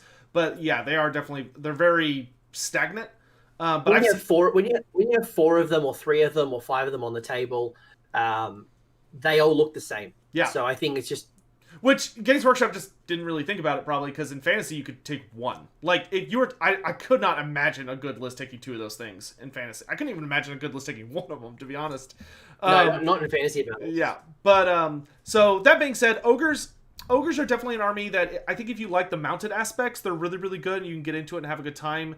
The infantry, they're playable, and you can have fun with it, but... I don't know. They're just... I would probably wait until they get an update, and hopefully the faction gets a little more... Because I think I'll put in a culinary reference, because ogres are all about food. The Ogre Kingdoms right now... Or Ogre Kingdoms. The Ogre Mawtribes, in my opinion right now, are basically like a dish where you wanted it all to blend together into a nice stew, but the Beastclaw Raiders are like a really overwhelming spice, and you put way too much of that shit in there. So that's all you can taste. I was more thinking if you and your wife were having a delicious meal and you got Uber Eats to deliver your meal, your wife's like, I want to eat pizza and I feel like a laksa. And then we get both of our meals at the kitchen table, and you're like, oh, do you want a piece of my pizza? You're like, no, I'm eating laksa, and it just doesn't mix. So what is, I'll just stick to my laksa. I'll eat my laksa. You enjoy your pizza. I have to ask, let's not mix. What is laksa? Laksar? Laksa. It's like a curried. Have you ever had an Asian soup? But it's usually made with coconut milk. It's usually more like curried or spiced. Okay. It's interesting. I've never heard of that. Laksa. It's kind of it's like an Asian-y type soup. Cool. All right, so getting past the ogres, let's go into a very, very popular army. I think, at least in my local meta, Orc war clans, orcs. Yeah, probably the best of the destruction when it comes to consistency. They're less random than the others. And the Iron Jaws, which is the Black Orc equivalent, is probably the most damage dealing of the lot. So very, very cool, very, very strong. You can't go wrong. Low model counts, large models. The Maw Crusher is to die for. It's just a beautiful sculpt, and it's very good on the table. So Iron Jaws, you can't, and you've got a warg. You had a tournament, you got to yell warg. The chat's warging, like give me a warg. That it's very good. Yeah, Iron Jaws, big models, forgiving, so they're good to paint. The other side of it, which is your Savage Oryx or Orcs, they are okay. They're good. But I would say the Iron Jaws probably are the stronger of them. In the book, there is actually a combo, a mixture, and it's called the Big Wah. The Big Wah. Yep, the Big Wah, and that allows you to kind of field both of them as a combination. I will say, like, they have a surprising amount of like competitive builds in that book. Like, I've seen a really scary Big Wah army. I've seen I don't think I've seen like a pure Bone Splitter army, but I've seen really scary Big Wah, and I've seen so many Iron Jaws, like especially the pigs. Like, oh my god, the pigs! They're the easiest army to play in Age of Sigmar, hands down. They run forward, they smash, they bash, and they repeat. Yeah, it's literally all they do. Worth noting for anyone that wants to know how easy these guys are to play, they can literally charge like pretty easily. It's not hard to slingshot them across the table turn one. So like, you go first, and you're like, okay, I had the least number of models, so I drop first. So I get to go first as my orc player. I'm going to charge turn one, like just make a huge move in the charge over 24 inches, and then they destroy a unit, but they have this horrible rule where when they kill a unit, they get to go again. And they just keep going and going and going until you're just tabled. It is the best. It is a bullshit rule. It's like you're like a pinball machine where basically the bacon crusade. Your Maw Crusher runs in and it charges and it does damage. And then if it kills what it charges, because it does damage when it charges, before it fights in combat, if you kill everything on the charge, you then pinball into something else, and you rinse and repeat, and it's so much fun. I would say for a new player, in my opinion, a new player fighting against Iron Jaws is one of the hardest skill ceilings to get over. They can literally feel like an impossible army to play against if you're new and you're playing like a ruthless Iron Jaws player, which is we had one at my local store. It is a harsh lesson where you have to get good at positioning and good at understanding your opponent's army, because they could wipe you off the table like instantly. In saying that, as a new player, I would let my opponent know, especially if it's someone I don't know, let them know that you are a new player, and they will take their foot off the pedal. They won't turn much. Well, you would like that guy particularly did not. Well, he's a jerkwad. If he's watching this, if he watches my channel, know that you are a jerk. Do not be a jerk to new people. Don't steal lollies from babies. Don't kick the elderly, and let new people learn the game and let them win. Teach them the tactics, and don't just smash them in the ground and feel superior. Yeah, like it's not hard to win against a new player, or at least make it close against a new player. Like, it's not hard just because you know the rules and they don't. Like, don't body somebody. like the community doesn't grow if we just bully our new people and like, yeah, I got a victory, but guess what? They don't feel good about themselves, and they will just not continue playing. Like, nobody wants to have a bad time. So, and that's part of the reason why I set up my own channel, was Chloe. to be able to help people. Hey, Doggo. Hey, Good Chloe. to see Doggo is looking Oh, chat is blessed. That's how you know it's a blessed stream, because Chloe showed up. Yeah, she is looking very good. She's healing up pretty nicely. Hey, big girl, go lay down. Yeah, and that's I think that's probably the biggest reason I honestly fell in love with the AoS Coach channel, and something that I preach very, very harshly. I don't give a shit how good you are at the game if you are trying to gatekeep it by just being a jerk, or like trying to like just show off. Like don't do that. Just be nice. I think for some people though, and this is tabletop gaming in a nutshell. 40k, Sigmar, fantasy, anything, right? There's a social contract that we have when we meet at the table. You know, so Tech, if you and I very first met up at Texas, I don't know you, you don't know me. The social contract should start off by having a conversation.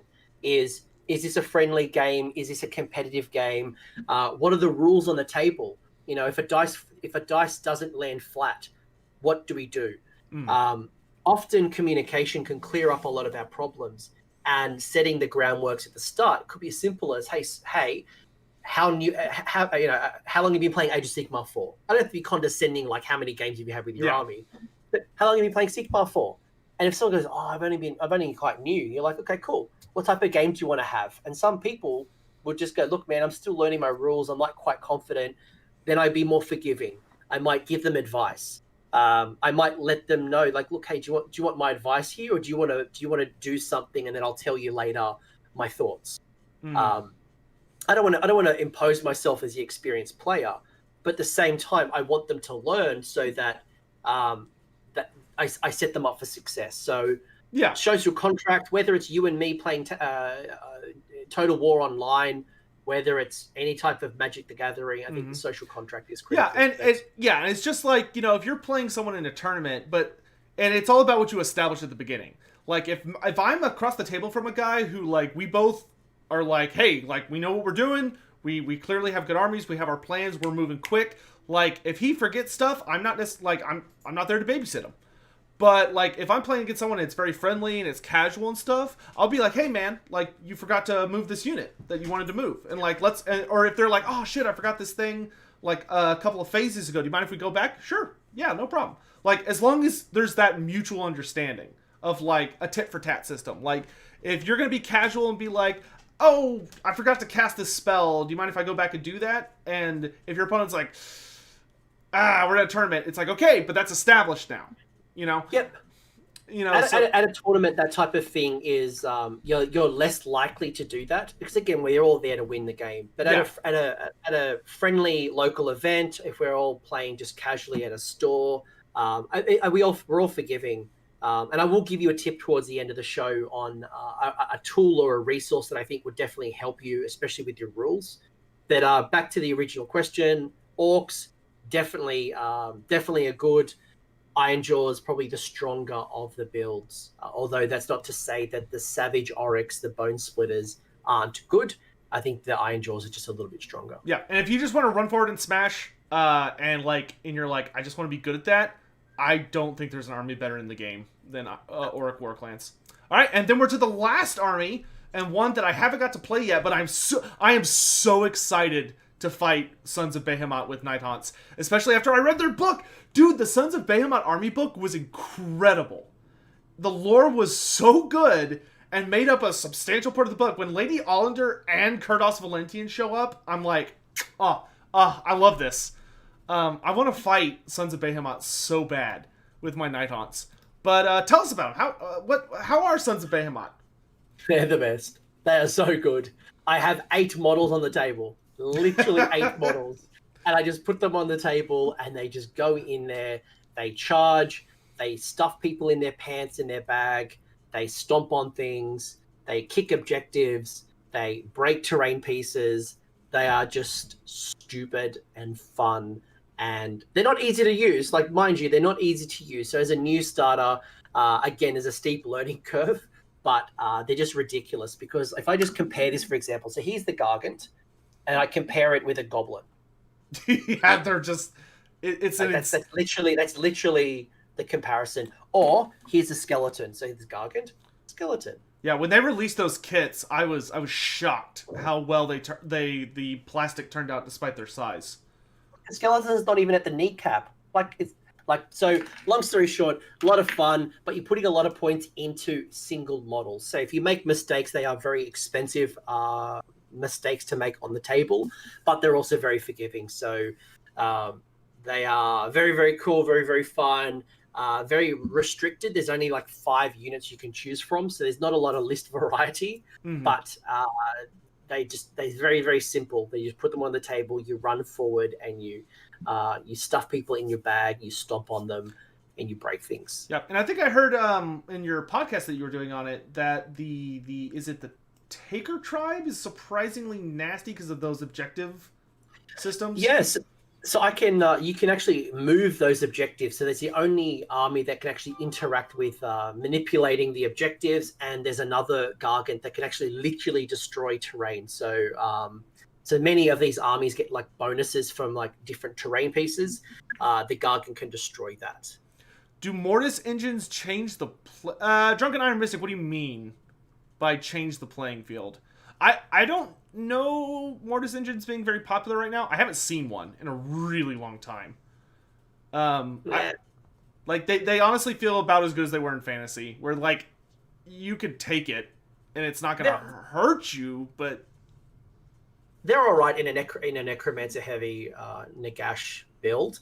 The other thing I'll call out that it's not an allegiance, but it's something that I think is important to acknowledge, something that's different that you may not have seen before, is there is a manifestation of spells in Age of Sigmar. Endless and spells. They've made models of magic. This is one that you might recognize called the Purple Sun.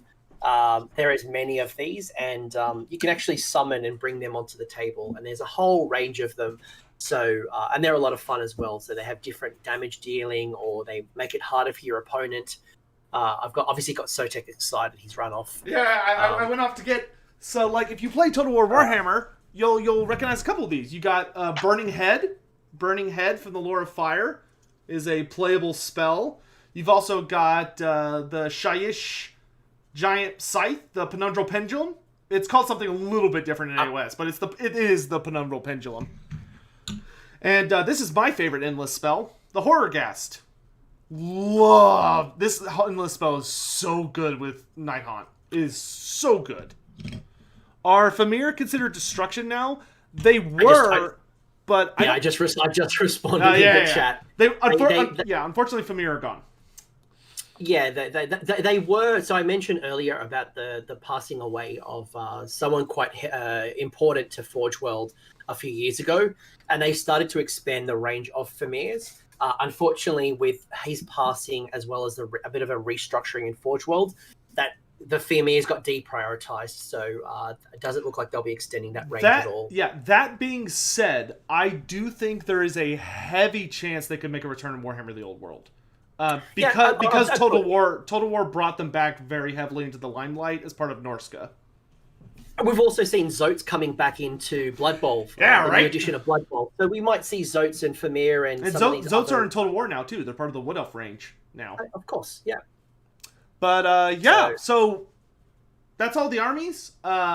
Right now, we'll just do a little bit of a Q&A, and then we'll get the coach out of here. Oh my gosh, I've kept you for a very long time. I'm so sorry. It's been like 3 hours. I did a stream with Age of Nagash not long ago, and a 2-hour stream turned to 4 hours, and my wife today is like, oh, I want to turn to a 4-hour stream. I'm like, nah, I won't. It's all good. Well, okay, I'll make sure to kick you out at 3:59. There's no rush. There is a couple of things that I noticed from your chat that I did want to acknowledge. Yeah, go right ahead. That I at least prepared for. So a couple of things that I would call out here, and maybe you want to write this down, or maybe you want to pick this up later on, is the way we construct lists for our game is there's a thing called War Scroll Builder. So if you type in Age of Sigmar War Scroll Builder and you don't have the battle tomes just yet, this can help put some points and some roles into play. That's how we all build our lists. It's very easy to use. Super nice system. Super easy to use. And I'm hoping that your YouTube chat panel won't stop this from happening right now. But one thing that people get stuck on is the rules. And the way we play the game is, I know we haven't really gone into this, but the way that a battle round has started is structured is we have something called the hero phase, the move. Yeah, perfect. I was making sure the spam filter didn't stop the URL. I made you a moderator now, so you can post links. Well, mod, geez. But basically, long story short, there's a whole bunch of rules. Whether it doesn't matter what gaming system you have, but there's a website that I've just put in the chat called AoS Reminders. Literally just that, AoS Reminders. it's a free website that allows you to choose the units and the things that are in your army, and then it will produce a structured document that has all of the rules as you go. So the rules that happen at the start of the game, the rules that happen during the middle of the game, stuff that happens in combat, stuff that happens in shooting, things that happen around that leadership test kind of phase. So it's a very simple and easy way to learn your rules. And it also can be a nice checklist. So yeah, AoS reminders, I would highly recommend. I'm gonna be frank. If you're learning the game for the first time, or even if you're learning a new army, you will forget stuff. Like, it's totally normal. If like, there's no shame in asking your opponent if you can go back, and if they're like, I don't want to, that's okay. I will say that definitely use something like that, AoS reminders, because one of my only small criticisms about AoS that I worry about for new players is that there's a lot of rules, and it's not that there's so many rules like there were in fantasy. It's more that they're scattered all over the place. Because like every unit has its own little gimmick, every character has its own little gimmick. I would tend to disagree, because I remember in Warhammer Fantasy Battles, you'd flick between your big red book a lot, because you'd have psychology stuff, you'd have the weapons characteristics, you'd be back and forth between your army books and various parts of the core book. Most of Age of Sigmar rules are on their war scroll, their individual sheet. So, I mean, yes, I think the challenge is the phase and the order, because things are interacting at different times. It's when do I remember the right rule at the right time? Yeah, I in my experience, which granted, I played Warhammer a lot longer, so I just kind of got to that point where I just, you just kind of memorize everything after a certain point and all the charts and stuff. For me in AoS, I tend to find myself much more reliant on having to, like, being scared I'm forgetting stuff. Because I'll forget that, like, a unit has, like, a weird rule that, I think a good example are, like, my Blade Dice Revenants. Like, I don't always, like, I'll have them in a formation where they have a 5-up feel no pain, not a 6-up feel no pain. I forget that all the time, because it's not a rule that comes up super often, and it's only there because I paid points for it. But there's, like, you just kind of get a lot of stacks of rules. Where overall, I still don't think AoS, when you combine what you have on the table, is going to compare with how many rules there were in fantasy. But I think if you're trying to, like, memorize the game like fantasy players would, it's going to be hard. AoS has a lot. It takes time, takes practice, you learn them. But even just, like the way you hit and wound and different things. So I would highly recommend AoS reminders with terrain. So I know there was a question that came up with terrain, and someone was talking about, I'm making some 40k stuff. Can I get away with stuff with sci-fi walls and trenches, or does it have to be fantasy medieval? I think we got Caradron. You can do whatever you want. I think Age of Sigmar as a realm, I think this is the interesting part, is that there are 8 mortal realms. One isn't really playable. It's Sigmar's Heavens, the realm of Heavens, Azir.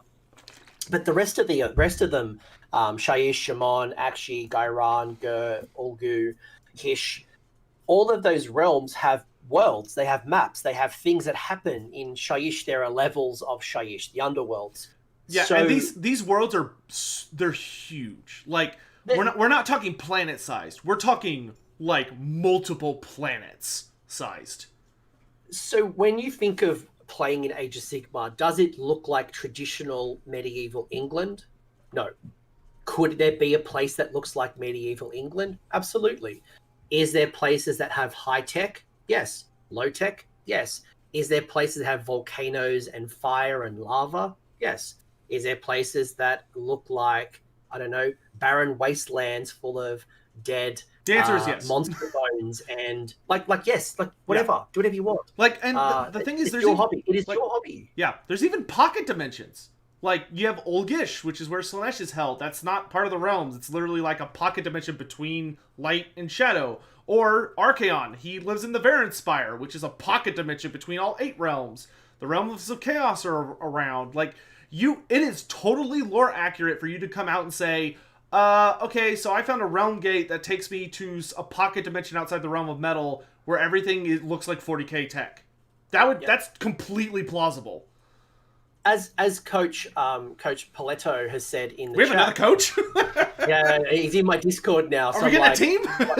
Well, he's in my Discord now. I'm like, yo, you can't be called coach. There's only one coach in the coaches. Yeah, you got to be Discord. assistant. You got to be assistant coach Paletto. How dare you?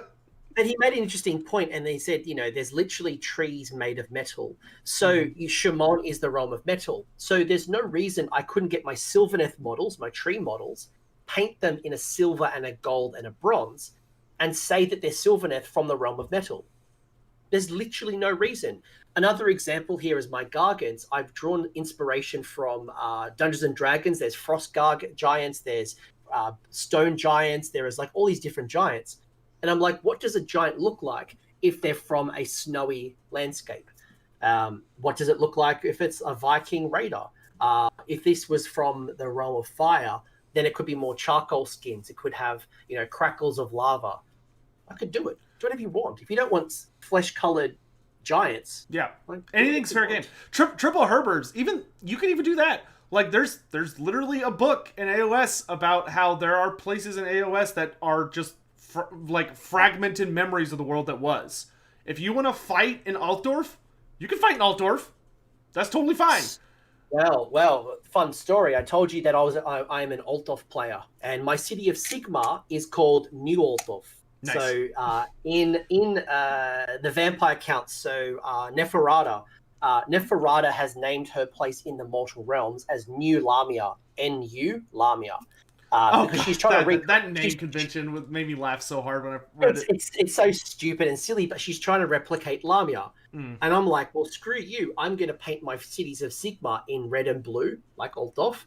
I've got the yellow feathered caps, like the company, the famous company. I've had a mind blank just then. But why can't I have New Altdorf? Why can't I be inspired?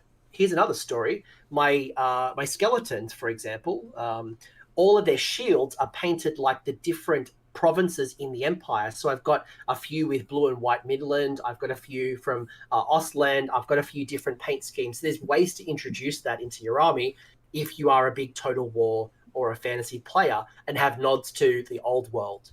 And people really love it. My Demigryph riders are actually all the old Elector counts from nice. Fantasy Battles. So all of them. Like I've got Kurt Hellborg as well. I've got literally all of the Elector counts. So I love that. All right, so people love it. I do see a couple of questions in chat I want to tackle, and there's also one other thing we should actually let's talk about one thing real quick.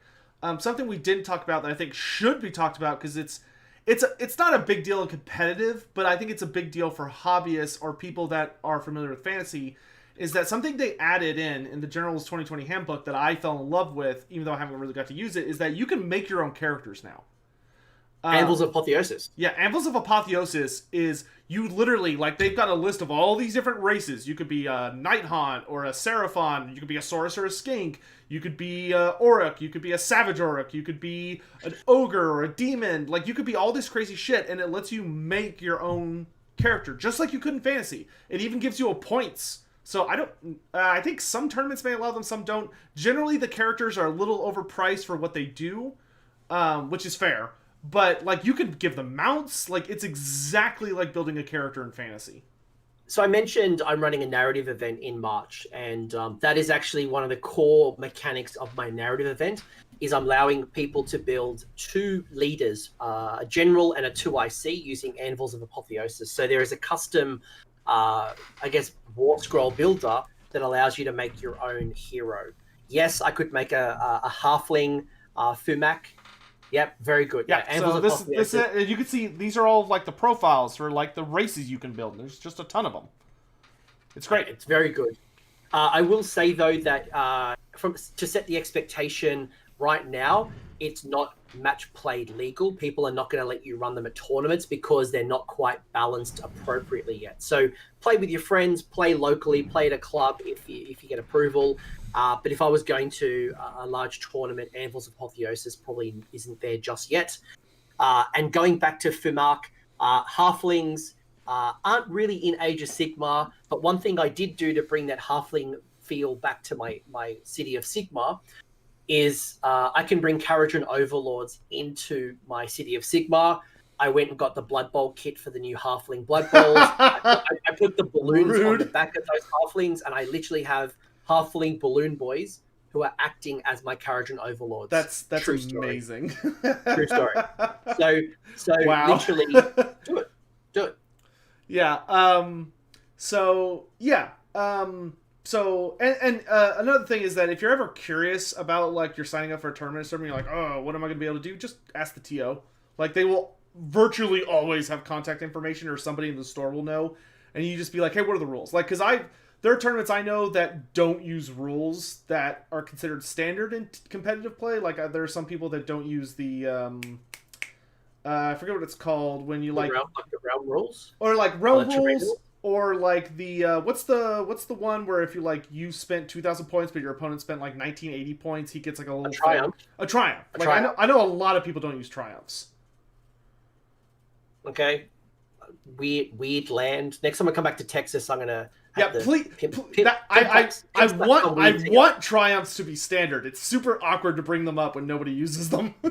I will say that tournament organizers and event organizers would normally create what's called the players pack, where it's basically a document that could be a couple of pages that illustrates the expectations and anything that you need to know as a player before entering and paying for an event. It could be the scenario, the battle plans you're playing.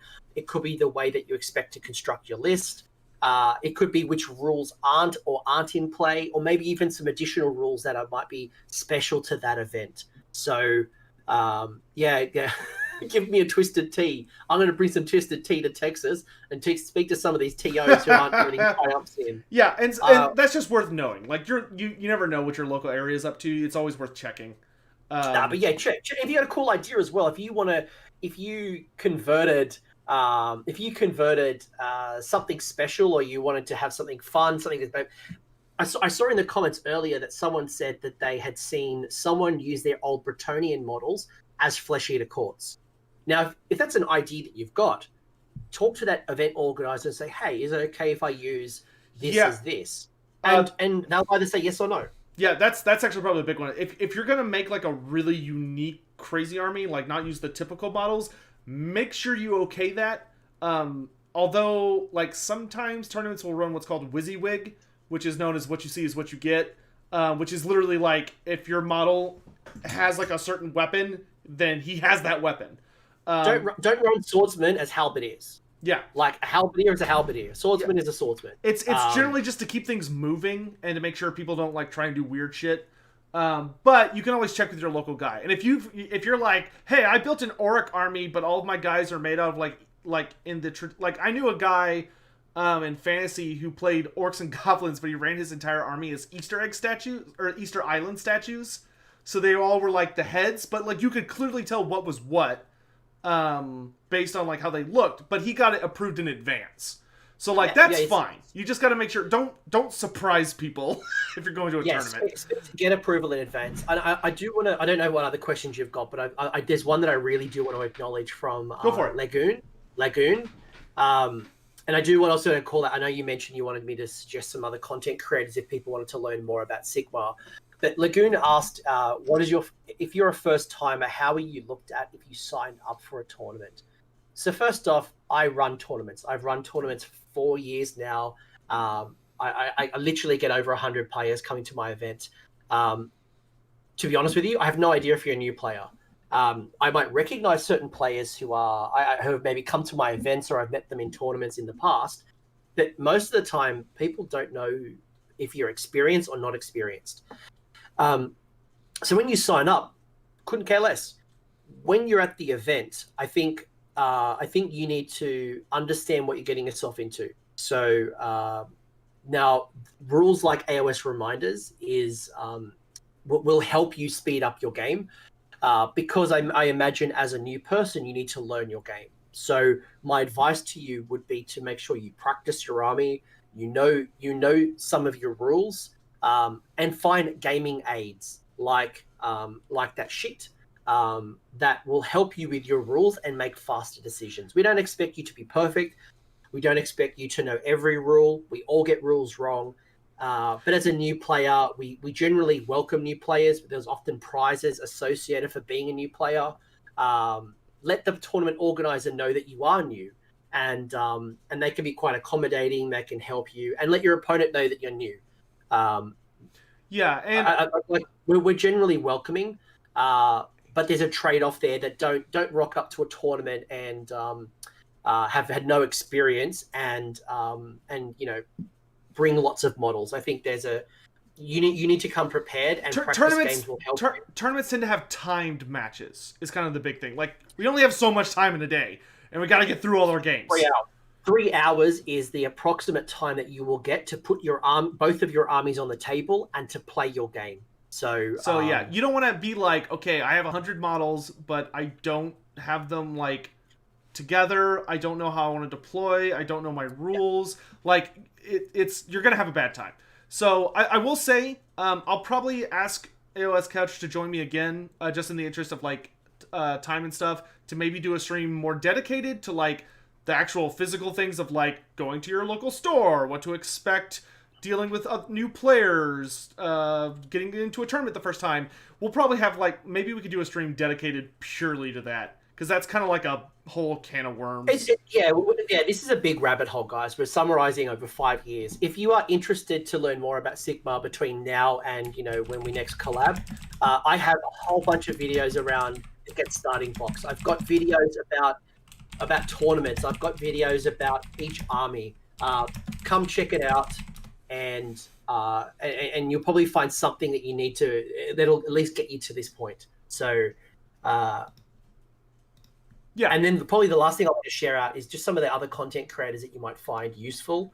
So here's a couple of shout outs. If you want to learn more about the story about Age of Sigmar, the single source of truth that I couldn't not recommend is 2 Plus Tough. He's straight up great guy. Short, awesome videos that teach you everything you need to know about Age of Sigmar. If you want to learn about painting, you want to learn how to be a better painter, things like Vince Venturella is definitely a place that I would subscribe to, along with the Warhammer TV. So Games Workshop actually have painting tutorials and tips that they have short little videos as well, and they demonstrate painting. You can literally go to the search bar and type in your model. There's probably a video of somebody painting it and like giving advice. Sorry, Vinny, Cetra is dead. He is a Stormcast, and he's also dead in Stormcast. So Cetra was reforged as Cetrus and then died. I've heard conflicting information on that particular Black Library author. I think, from what I understand, he just sort of threw that in there and didn't get approval. No, it's a bit of a lull. It's just like Cetra when. If you want to learn about the game and you want to see the game in action, things like Rerolling Ones, Doom and Darkness, Seasons of War, and Bulldog Hammer are some really good channels dedicated to battle reports, so you can see it all in action. And then finally, if you want to learn about armies, obviously I mentioned myself. Other channels I would recommend things like Haywo, Age of Nagash, Cinderfall Gaming, Face Hammer, and then Radio Free Hammer Hall. They're probably some channels that I would suggest to help you on your journey to learn about this game. There's obviously many other channels that I haven't shouted out. There's podcasts, there's blogs, but they're just a select few that I recommend to get started. All right, and then we've got a couple of questions from the announcement video the other day that I'll go ahead and ask, and hopefully these people will be able to like grab the timestamps and check them out. So we've got a question from the Mad Hatter that says, "I'm looking into getting into Hedonites of Slaanesh, but since we know that they're going to be getting new models soon, do you think I should wait until all the new models drop, or do you think there are some models I can feel safe about picking up now? My intention is to have mini campaigns and battles with my brother." So Chaos is split. Every army in Chaos is split up between Demon and Mortal. So 2 Plus Tough is the lore channel. Sorry, I just saw it in the chat. Every Chaos army is got a Mortal and a Demon version, to the exception of Slaanesh. Slaanesh never came out with Mortal Slaanesh. Upgrade until now. So if you love demons, if you love your Great Unclean One, if you love the Keeper of Secrets, if you like your Demonettes, you like your Hellstriders, if you like that type of aesthetic and you want Demonettes, I would say start D-Minutes today. If you are looking at maybe the latest sculpts and you really like this Arabic themed Mortal Slanesh, you love Sigvold and you are curious about the new stuff, then I would wait. It's literally a month, 2 months at most. Yeah, Games Workshop has... It's on the doorstep. Yeah, Games Workshop has publicly stated the release will be in February. So it's soon. Yeah. It's coming up soon. It could be the start, it could be the end. Either way, it's like less than 2 months away. Yeah. Our next question comes from Resistance 91. He asked, I just got the Brewmaster model and a pack of Arcanauts for Caradron Overlords. Just wondering, where should I go next if I want to play competitively? What should I pick up next? Boats. Get your boats. Boats. Get the boats. It's like that was it How I Met Your Mother? There was like a boats. Yeah, you need some boats. You need some boats. You need some balloon boys, your engine riggers, sky wardens. There's a lot of competitive KO lists out there at the moment. So if you need some examples, there's actually another channel I would highly recommend called Aethercast. It's a channel dedicated to Caradron Overlords. So go subscribe to Aethercast if you are a Caradron Overlords interested person. Great. And then we have someone asked about the Chaos Dwarves. They're still around in the setting. They show up a lot, but they're not really supported right now. Hopefully they'll get a book and like a plastic release. Everyone's praying for it, but so they're called the Legion of Asgore, and the only little spoiler we got is in one of the Warcry warbands. They're called the Iron Golems. They have a little Chaos Dwarf in the Iron Golem. So people kind of like tweaked out a little bit, thinking that Chaos Dwarves may be revisited. And there's a whole bunch of armies that may be revisited. I think the Wood Elves will come back in Kernothi. There is a whole bunch of new stuff that's coming. Mm-hmm. There's a lot of stuff in the lore that's been hinted. Chaos Dwarves may come back. We don't know. They are currently still around. They are still around under Legions of Asgore, but they don't have a battle tome. Yeah, and they do show up significantly in the books. Like if you buy pretty much any of the lore books, or a lot, like even Wrath of the Everchosen had the Zard Dwarden, as they're now called, or the Legion of Asgore, like features one of the main opponents for the undead. Was they literally fought a giant forge that was commanded by the Legion of Asgore. So like they're around. I don't know if they're ever gonna break free of the squatting, but we'll see. All right, our next question comes from Bleed Rainbow. Oh, this is a great question. He says, what are some of the most common noob crushing strategies that new players should be aware of, and how to watch out for them? Noob crushing. So, like, if I'm a new player, what is a strategy that's really, really popular and, like, I'm more than likely to run into that would just destroy my face if I'm not aware of it? I think like a good example would probably be like Ironjawz crossing the table in one turn and just like lapping you up. So, I think the biggest mistake or the biggest challenge for a new person is in deployment. Now, the deployment is underrated, and it often can dictate the terms of battle. So you would know this from Total War, positioning at the start of the battle to ensure yourself the best chance of winning. It's no different in Age of Sigmar. And there's something that we haven't really spoken, or we've spoken about, but we haven't dug deep into, and that is unit synergy. So one unit can get better by being next to another unit. And all of these rules, again, are in your books and stuff. But, let's say an Empire General, using Total War examples here, an Empire General being in a certain range to greatswords might make them hit better, do more damage. Those rules also apply in Age of Sigmar. So understanding those distances between the two models, understanding how fast certain units move, understanding what your opponent can do. As a new player, I might not know until it's happened to me how strong magic casting is for Seraphon or Zench. I may not know how fast movement a Caradron Overlords might be. So I think as a noob or a new player, I think you just need to ask your opponent and let your opponent know that you are new. And I think you just need to be understanding this is a lesson. I think you're going to get caught out a lot. Things are going to hit harder than you expected. some dice rolls that you think you're going to get off aren't going to happen because a 3-inch charge, for example, can still fail. A 9-inch charge and a lot of teleporting means you've got to be 9 inches away from your enemy. Statistically, you'll fail 75% of the time. Maths, just pure maths, 75%. Getting a 9 or more on two dice, 2d6, is a success rate of 25%. So we like to think, I'll get that. I can get a 9. It's unlikely. So understanding probability will help you make better decisions. Yeah. I think that's the key. And if you're new to dice rolling, I think practicing and go, right, well, I'm going to roll 10 dice. How many 3s or more do I get? And look at those sequence of events. And the more you go through the sequences, the better decisions you can make. So I don't think it's noob crushing. It's that you over expect or under appreciate what's about to happen. Yeah. And I would say, as someone that has only really come back to the hobby in the last year, I'd say the 3 biggest things that messed with me a lot, that took some getting used to. Number 1 is the double turn. It's gonna catch your ass off guard so many times because it's really hard to prepare for it. Because Age of Sigmar isn't like a lot of the other, well, any of the prior Games Workshop games where somebody goes first and then you go second and then you just do that until the game's over. This game, you redetermine who goes first every round. So, like, I go first, you go first. Okay, now we roll again. Okay, you go first, I go first. So someone could potentially get a double turn.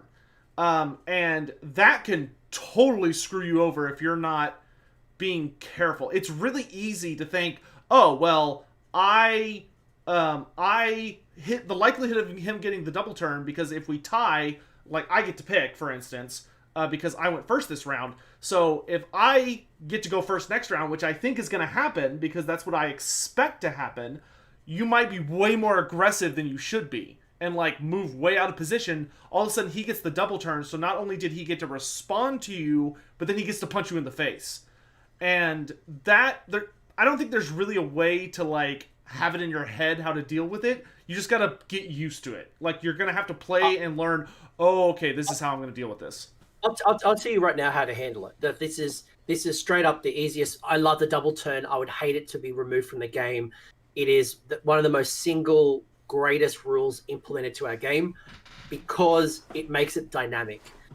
Games that I've been losing, I have won because of a double turn. There's games that I've lost. So I was winning, but I lost because of a double turn. It keeps the game fresh, even though that you might not be winning at the start. It does change the game. And the reason why the one thing that you need to know about double turns, by the way, double turn means that in a traditional game, let's say chess, I go first, you go, I go, you go, I go. We move one at a time, right? In Age of Sigmar, there's this thing called a double turn where basically it's random. So it could be you go, I go, you go, or it could be you go, I go. It could alternate, right? So there's this dynamic, and you could never guess what's going to happen. The way you prepare for it is you plan for the worst and hope for the best. So this may mean not spending all your resources early on. It could be not overcommitting yourself and running up the board early because you may not get the charge. You may fail something. Mm-hmm. So again, this comes back to what I was saying about likelihood, decisions, understanding probability, understanding likelihood, understanding the damage output of the potential. And again, Total War's no different. You know how much damage a rocket battery can do, and you know how long it's going to take for a unit of knights to charge you from their deployment zone. It's just planning for the worst and hoping for the best. Because what happens is if you do get double turned, you plan for it. If you don't plan for it, that's when you get caught out, and that's when you're in for a bad time. Yeah, and the second thing I would say is really hard to get used to is, especially if you come from like a fantasy background, especially if you come from a fantasy background, the thing that will fuck you up the most is how much movement is in this game. Like in fantasy, there is a singular movement phase. Either you move or you charge. In AoS, you do both. So it is not unusual for units to move like 20 inches in a turn. That's not uncommon at all. And that could really mess with you because you look at the board and you're like, oh, this guy's super far away. I'm really safe here. You're not. Like, you need to get out your ruler and you need to ask your opponent, okay, how far can you move?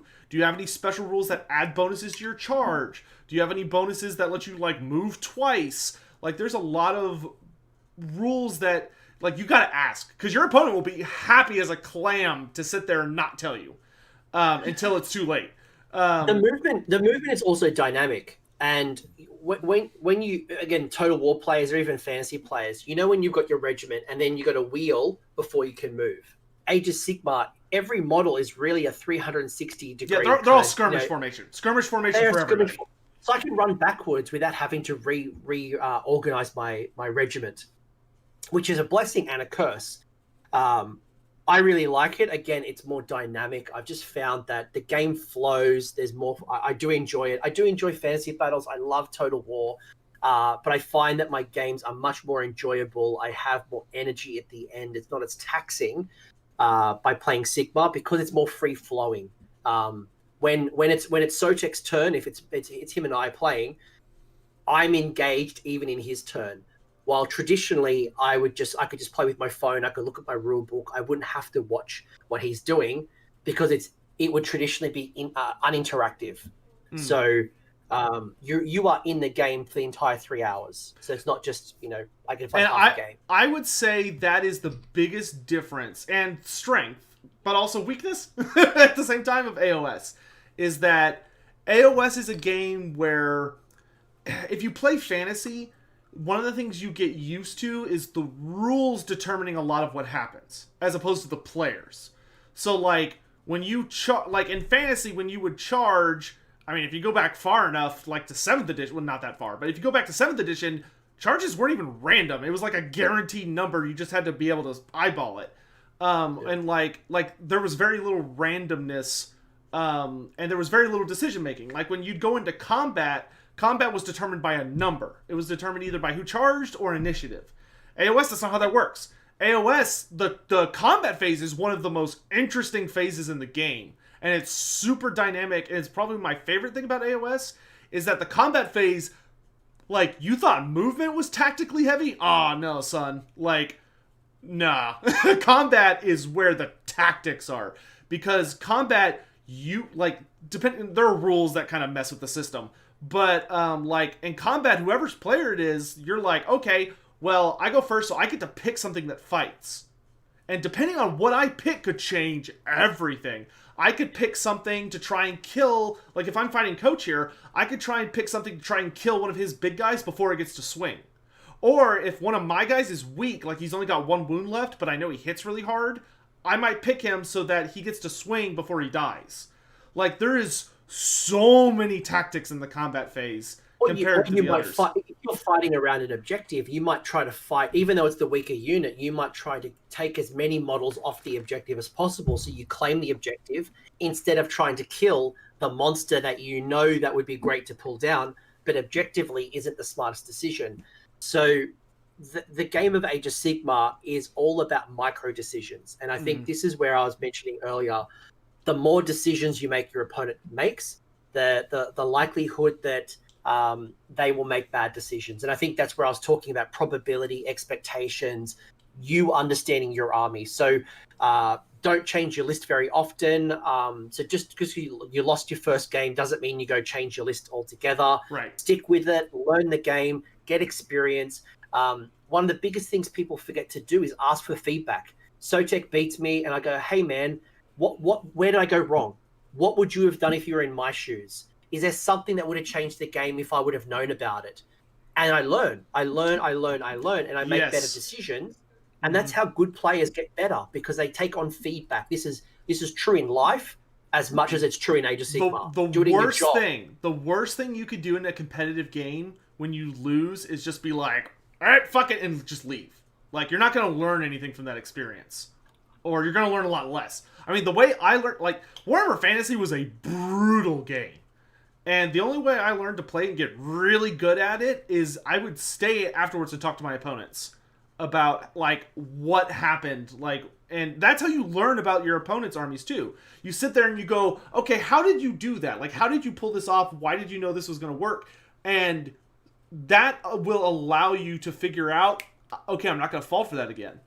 And like you can adjust. Like the thing I learned, I was telling you guys about that army, or that Ironjawz army I fought, where I was undefeated in a tournament until I fought an Ironjawz army that was all pigs, and they ran across the table turn one because I didn't know they could do that.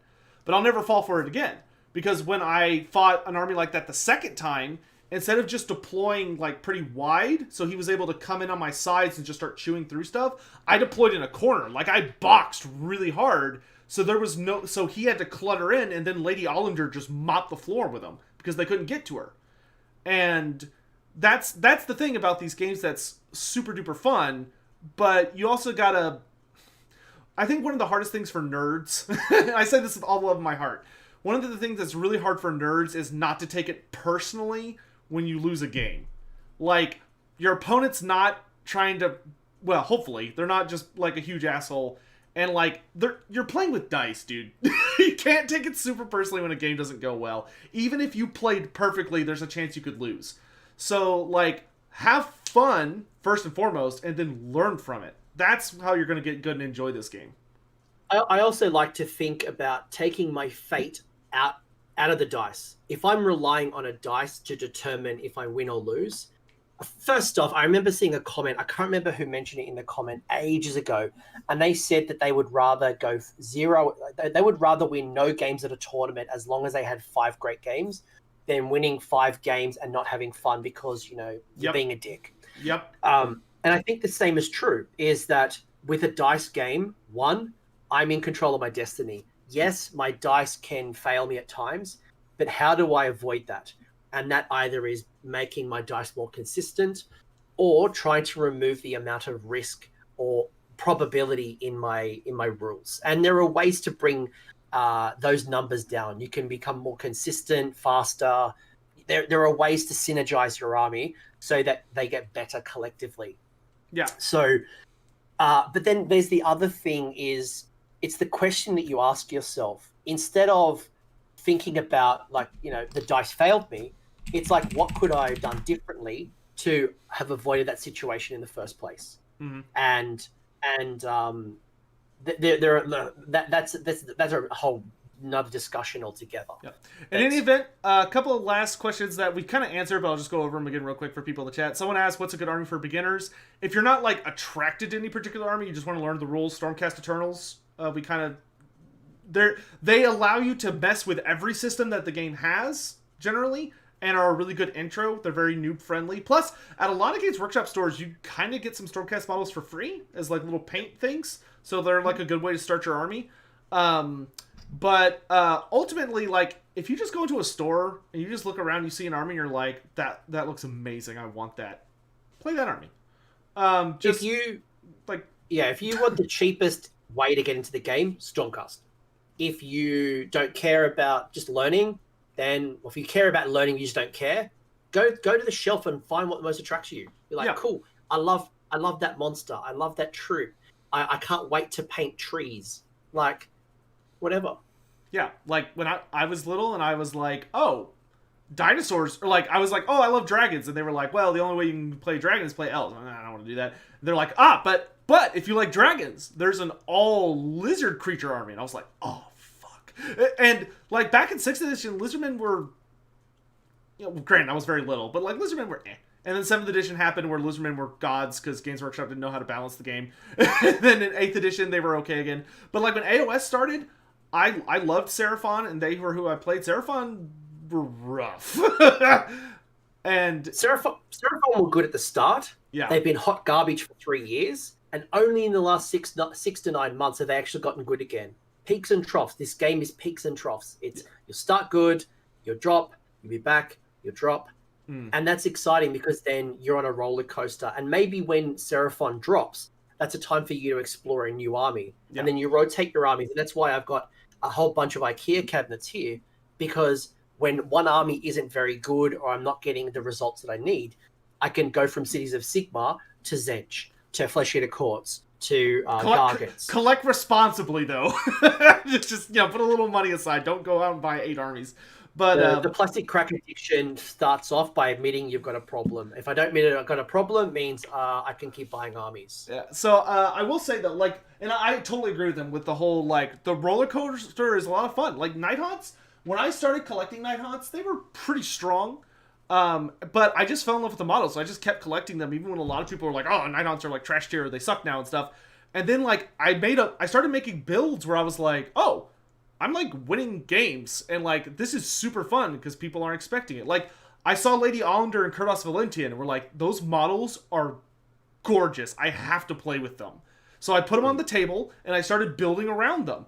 And now I have an army that, granted, I haven't played it since the new handbook, but actually, if anything, I'm pretty sure my army got like 150 points cheaper or something. Because, like, Allender, Valentian, the Black Coach, like, everything went down in points. So, like, I'm sure if I were to go play an army, assuming COVID didn't exist, and I went and played somebody, I bet my army would actually be a lot nastier than it was, because I could afford more models on the table. But, and that's exciting to me. Like, I am so excited for this stupid fucking virus to go away, so I can, like, I'm, like, sitting here like, oh, shit, dude, I could take I've got a unit of, like, I think I've got, like, 2 units of 30 chain rafts. I could knock those buck up to 40. That's a fuckload of attacks. Like, chain rafts are terrifying if you get a good surround on somebody. But consider this great. time an opportunity for you to go and paint models so that when events start back up, That's true. You've got a wonderfully painted army that you're very proud of. I hate painting. But that's where contrast paints really do help. So yeah. If you're not a big painter, you're not comfortable or confident just yet, contrast paints are wonderful. So and that really removes the barrier, because when you do go to an event, there's normally an expectation that your army is painted. It's called Battle Ready Standard, but basically it doesn't have to be super detailed, but there is a minimum expectation of it looking visually appealing with some paint. Don't like miss out on an event though because of it. Like, I go to events sometimes and I'll have like gray or white models. It happens. But, now I will say, if you're going to go to a GT, paint your army. If you're going to just like a local tournament where there's like 12 people, whatever. But no, ask. True. Because some local tournaments will still expect you to have a painted army. And there's been times where I've set that expectation and unfortunately had to take models off the table because they haven't been painted. So, interesting. It depends on the event. Like a store event doesn't normally so care. like we said, ask. Yeah, because like my area, nobody cares. But read the Facebook event or the players pack, or ask to see what the expectation is of that event. Yep. All right. Well, we've been going on for like 3.5 hours plus, so I think unless anyone in chat has some last second questions, I think we've covered enough. Especially because I'm going to have to watch this back and put timestamps. But I appreciate you all coming by. This was a lot of fun. Thank you so much for coming by, Coach. This was great. Not a problem. And absolutely, thank you for having me. I will shamelessly promote myself if it's something you want to learn more about. While SoTech is getting his videos up and we look at other videos in the future, if there's a topic that we didn't get to address immediately and you've got burning questions, I'd highly recommend coming over to my channel. There'll be something for you there. And you'll hear from people who are playing that army or a specialist in their field. So come over, give me a sub, come check it out. And I know in the near future, the reciprocity will be getting someone over to my channel too. So... I got some... Will there be painting streams in the future? Yes, we will have a painting stream tomorrow. I need to finish these Glaive Wraith Stalkers, even though they suck. But I want to finish them. Okay, I don't think I'm seeing any... someone asked, what's your opinion on Morgar, AoS Coach? Who? Yeah, that's what I was going to say. Morgar... Chat, just... Morgar hopefully will show up. Morgar is a beast. It's almost been 4 hours. Like... But yeah, hopefully Morgan will be in the Beast of Chaos book at some point. But I'll put it this way: in the Beast of Chaos book, the Gave Spawn subfaction, Morgar is the Gave Spawn. He's their god. but he was playable in fantasy.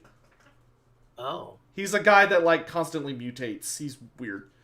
But anyway, if you guys haven't already, please go over to AoS Coach's channel. If you would post a link to your channel in the chat, that'd be great. Sure. I'll put it in the comments of the video. Okay, so and actually, it's in there. Yeah, it's in the description. If you scroll down, you'll see in the description. I would really appreciate y'all going over there and giving him a sub. Let's boost him for the end of the year. That'd be so great. And I've only got like 7 hours until it's the new year here in Australia. Yeah, hurry up! chop chat. So yeah, I think that's gonna be it for now. We will definitely be doing more AoS stuff on the channel, just because it's an important hobby to me, and I have a very y'all know I have a very vested interest in bridging the noticeable gap between the fantasy and AoS communities, because it's a stupid gap. I understand why it's there, but like, it's time, guys. It's time. Oh, we do need a Discord link from AoS Coach. That's what I'm pretty sure they're asking your Discord link. I'll send you mine after this stream, so I'll send it to you. But I think people are asking for your Discord as well. But on my Discord, we talk a lot of list tech, and we play a lot of Age of Sigmar on Tabletop Simulator, which is a digital version of Age of Sigmar. So yeah, we'll have to get a game in sometime soon. We should do that. I want to fight you in Total War. Let's do a Total War stream. Yeah, we could do that too. But if I lose, I'm not publishing it. I'm like 0 from 3 with Seraphon right now. Like my empire just keeps breaking to Carnosaurs. So yeah, it's dealing with terror is nasty in Total War. Someone ran 3 Dread Saurians against my empire not long ago, and I'm like, how do I respond to this? What? Were you playing multiplayer? It was like a one-on-one battle. Like it was. I think he ran 3 Dread Saurians. What a douche! Yeah, he's a douche. He's in my Discord. He's a massive douche. I was gonna say you can only take 1 if you're playing in quick battles. 3 Dread. Wow. All right. Anyway, guys. Thanks again so much for joining us. I think that's everything. We will be doing a painting stream tomorrow. Tomorrow is also New Year's Eve here in the States. So we'll do something special. I don't know. Maybe I'll eat a model or something. Anyway, catch all you guys later. And yeah, bye guys. Hey guys.